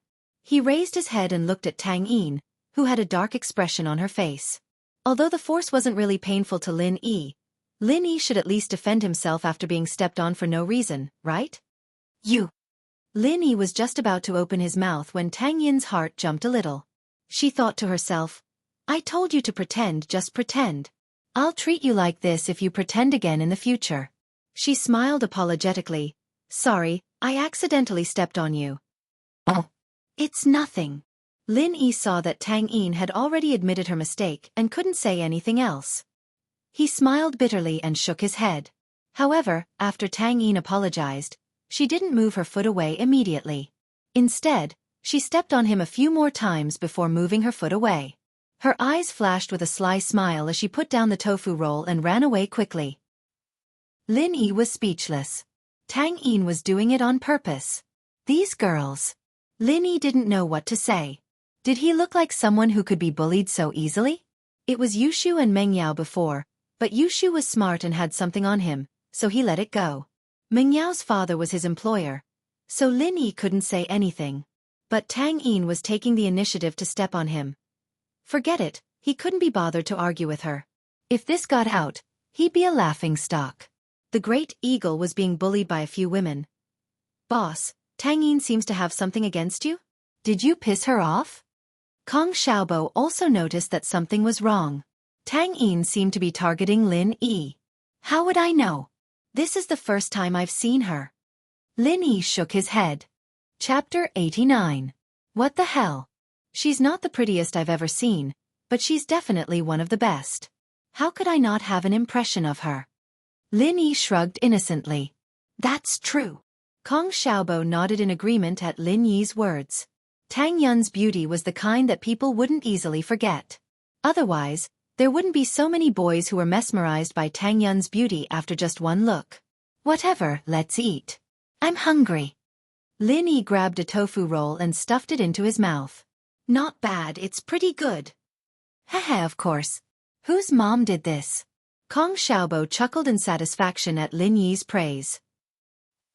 Lin Yi looked at Kong Xiaobo, not knowing what to say. "You sound like I'm your mom?" "Ahem." Kong Xiaobo coughed awkwardly. Let's eat, let's eat. Here, boss, a toast to you." Kong Xiaobo raised his beer. Lin Yi smiled and raised his beer as well, clinking it with Kong Xiaobo's. It didn't take long for the other dishes that Kong Xiaobo ordered to arrive. Tang Yin, however, seemed to be looking for trouble. She'd either throw the skewers on the table or bump into Lin Yi on purpose. This pretty girl was quite interesting. Lin Yi looked at the angry Tang Yin. He found it funny. She wanted to kick him out. There was a class at night, so Lin Yi and Kong Xiaobo didn't drink much. They finished the bottle in their hands and finished the food on the table. Kong Xiaobo stood up to pay the bill. "Auntie, how much is it?" "Ah, Yin, go and do the math." Mrs. Tang still had a few more sets of barbecue on the other tables, so she sent Tang Yun to do the math. 80. Tang Yun came to Lin Yi's table and glared at Lin Yi, thinking that he'd be a scammer. Kong Xiaobo blinked. He and Lin Yi ordered at most 40 kuai. How could it be 80? But seeing how confident Tang Yin was, he didn't want to argue with his goddess. He took out 100 kuai bill from his pocket and handed it to Tang Yin. "Wait." Lin Yi stopped Kong Xiaobo. "I think I got it wrong. I calculated it. 20 mutton skewers is 20 kuai, 2 lamb chops is 8 kuai, 2 chicken necks is 4 kuai, 2 tofu rolls is 2 kuai, 2 bottles of beer is 4 kuai, that's 38 kuai, right?" Tang Yin didn't expect Lin Yi to calculate the bill with her. She blushed and felt uncomfortable. She wasn't a greedy person. The reason why she said 80 kuai was because she was annoyed with Lin Yi's gentlemanly behavior. She wanted to expose him, but Lin Yi didn't say anything. This made Tang Yin even angrier. She thought, since you like to pretend so much, then go ahead and pretend. I'll charge you a bit more to vent my anger. In the end, Shield Bro questioned Tang Yin when she said 80 kuai. "Yin, what's wrong with you? How can you calculate the bill?" Although Mrs. Tang was busy with the barbecue, Tang Yin wasn't far from her. She could hear the conversation between Tang Yin and Lin Yi clearly. She was angry when she saw her daughter giving a random price to the customer. She scolded her daughter with a stern face. Tang Yin was already angry because of Lin Yi. Now that she was scolded by her mother, she couldn't hold it anymore. She pursed her lips and raised her head to look at Lin Yi. Her eyes were spitting fire. She wanted to burn Lin Yi to death. "I don't want the money anymore. Leave. I'll treat you to this meal. I don't want to see you again." She was on the verge of sobbing. She didn't wait for Lin Yi to say anything before covering her face and running away. She didn't even say goodbye to Mrs. Tang, who was beside her, as she ran towards the school. Tang Yin's strong reaction surprised Lin Yi. He didn't expect Tang Yin to have such a strong side. This child. Mrs. Tang didn't know what was wrong with her daughter today. The boy in front of her helped her out. Not only was she not grateful, but she was also angry at him. This put her in a difficult position. She looked at Lin Yi apologetically. "Young man, Yin isn't like this usually. She's very sensible. I don't know what's wrong with her today. I'm sorry. I'll treat you to this meal. I won't charge you." "You still have to pay," Lin Yi smiled. He felt around his pocket and found 40 kuai in change. He gave it to Mrs. Tang. "Here's 40. I'm a little thirsty. Here are 2 bottles of water. Keep the change." Lin Yi didn't wait for Mrs. Tang to reply. He took out 2 bottles of water and gave one to Kong Xiaobo. "Let's go." Kong Xiaobo snapped out of his daze. He didn't know what to do as he watched Tang Yin run away. He didn't know what to do until Lin Yi paid for the water. "Boss, why are you treating us? Didn't I say I'd pay?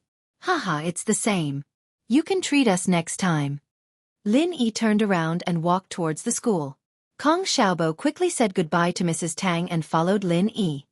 "Next time." Mrs. Tang nodded enthusiastically at Kong Xiaobo. "Of course," Kong Xiaobo replied. What a sensible child. Mrs. Tang sighed as she watched Lin Yi's back. She didn't know what was wrong with her baby girl. She was afraid that these two wouldn't come again. "Boss, what happened today is weird." Xiaobo caught up to Lin Yi, but Tang Yun was nowhere to be seen. She was long gone, evidently long gone. "What's weird about it?" Lin Yi didn't think too much about it. "You, on the other hand, be careful. Don't let Zhou Ruoming cause trouble for you." Ah! With Lin Yi's reminder, Kong Xiaobo remembered that he had offended Zhou Ruoming's group. "Boss, don't scare me. I just offended Zhong Pingliang. And now Zhou Ruoming. How am I supposed to live here? Don't be too flamboyant. They won't do anything to me if I follow you. Lin Yi said. You're right, but boss, the news of you slapping Zhou Ruoming's probably going to get out pretty soon. You're going to be one of the big four soon. Xiaobo said with a chuckle. What's so good about that? Lin Yi glared at him. What happened today was purely because of you. Now I have to bear the name of a big four. No way, boss. Can you bear to see Tang Yin get bullied? Kong Xiaobo smiled. Chapter 90. Taking out his anger on the test paper. Chapter 90. Venting his anger on the test paper, Xiaobo stuck his head out of the window as he walked past 12th grade class 9, trying to see if Tang Yin was in the classroom. His neck was about to turn into a giraffe when Lin Yi pulled him back. All right, if the homeroom teacher of class 9 sees you, you'll be in for it. Ugh. Kong Xiaobo pulled his head back. I wonder if Tang Yun is back yet? You think you can catch up to her? Lin Yi asked impolitely as he looked at Kong Xiaobo. Nope. Xiaobo, on the other hand, was quite self-aware as he shook his head. Then why are you still looking? What a waste of time. Lin Yi smacked the back of his head. Go back and study. Let's see what you're going to do if you can't get into university.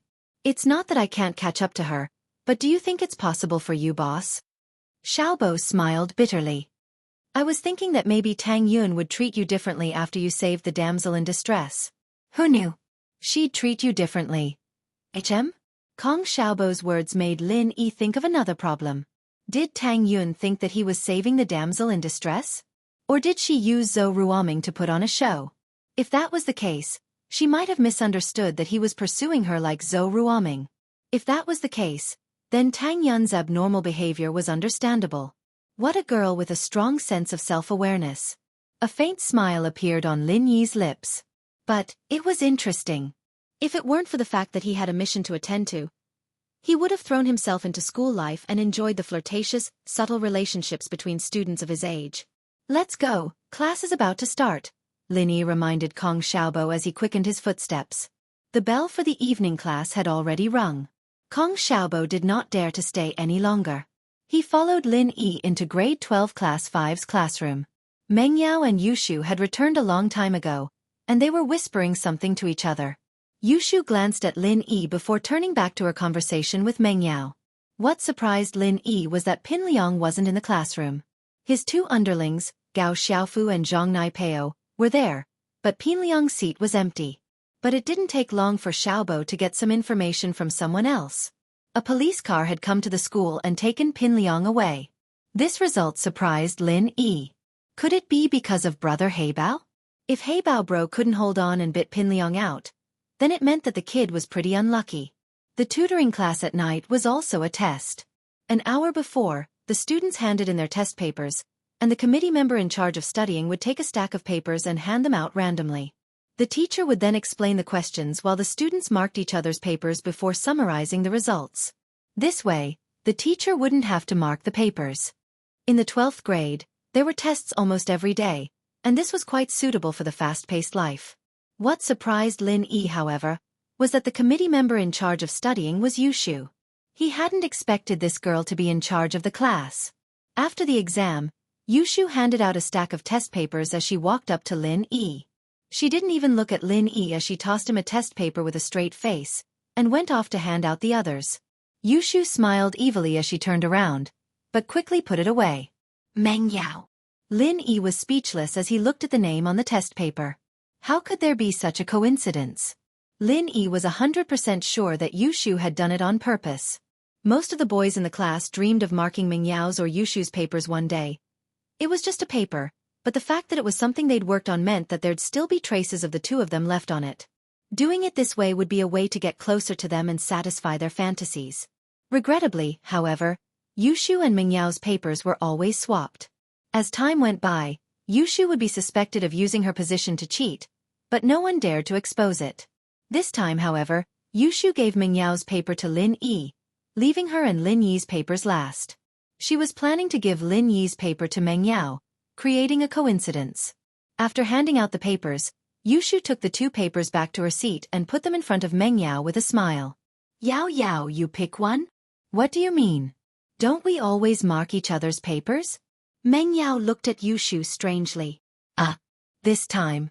I accidentally gave out your paper. Yushu explained. So. Forget it. Meng Yao knew that Yushu would make a mistake every time she did this. She might have accidentally given out the wrong paper. Whatever anyone will do. Meng Yao didn't care since it wasn't her paper. Oh, I'll give you this one then. Yushu tossed Lin Yi's test paper to Meng Yao before sneaking her own test paper to Lin Yi. Lin Yi? Meng Yao looked at the name on the paper and paused for a moment before understanding what was going on. She turned around and saw Yushu, who was pretending to be fine. Yushu was the one who did it. Meng Yao knew it was Yushu. Yao Yao, what's up? Yushu raised her head with a smile, as if she didn't know what was going on. Let me see your paper. Meng Yao looked at the paper Yushu was covering tightly. She wanted to snatch it away. What's there to look at? Yushu felt guilty as she tightened her grip on the paper.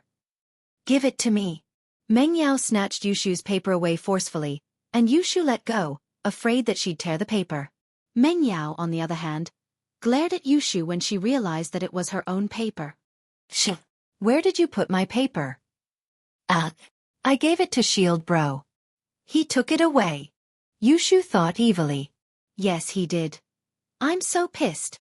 Meng Yao was speechless at Yushu's actions, but she was used to Yushu's personality. She knew that Yushu was the type that wanted to see the world in chaos, so she didn't say anything.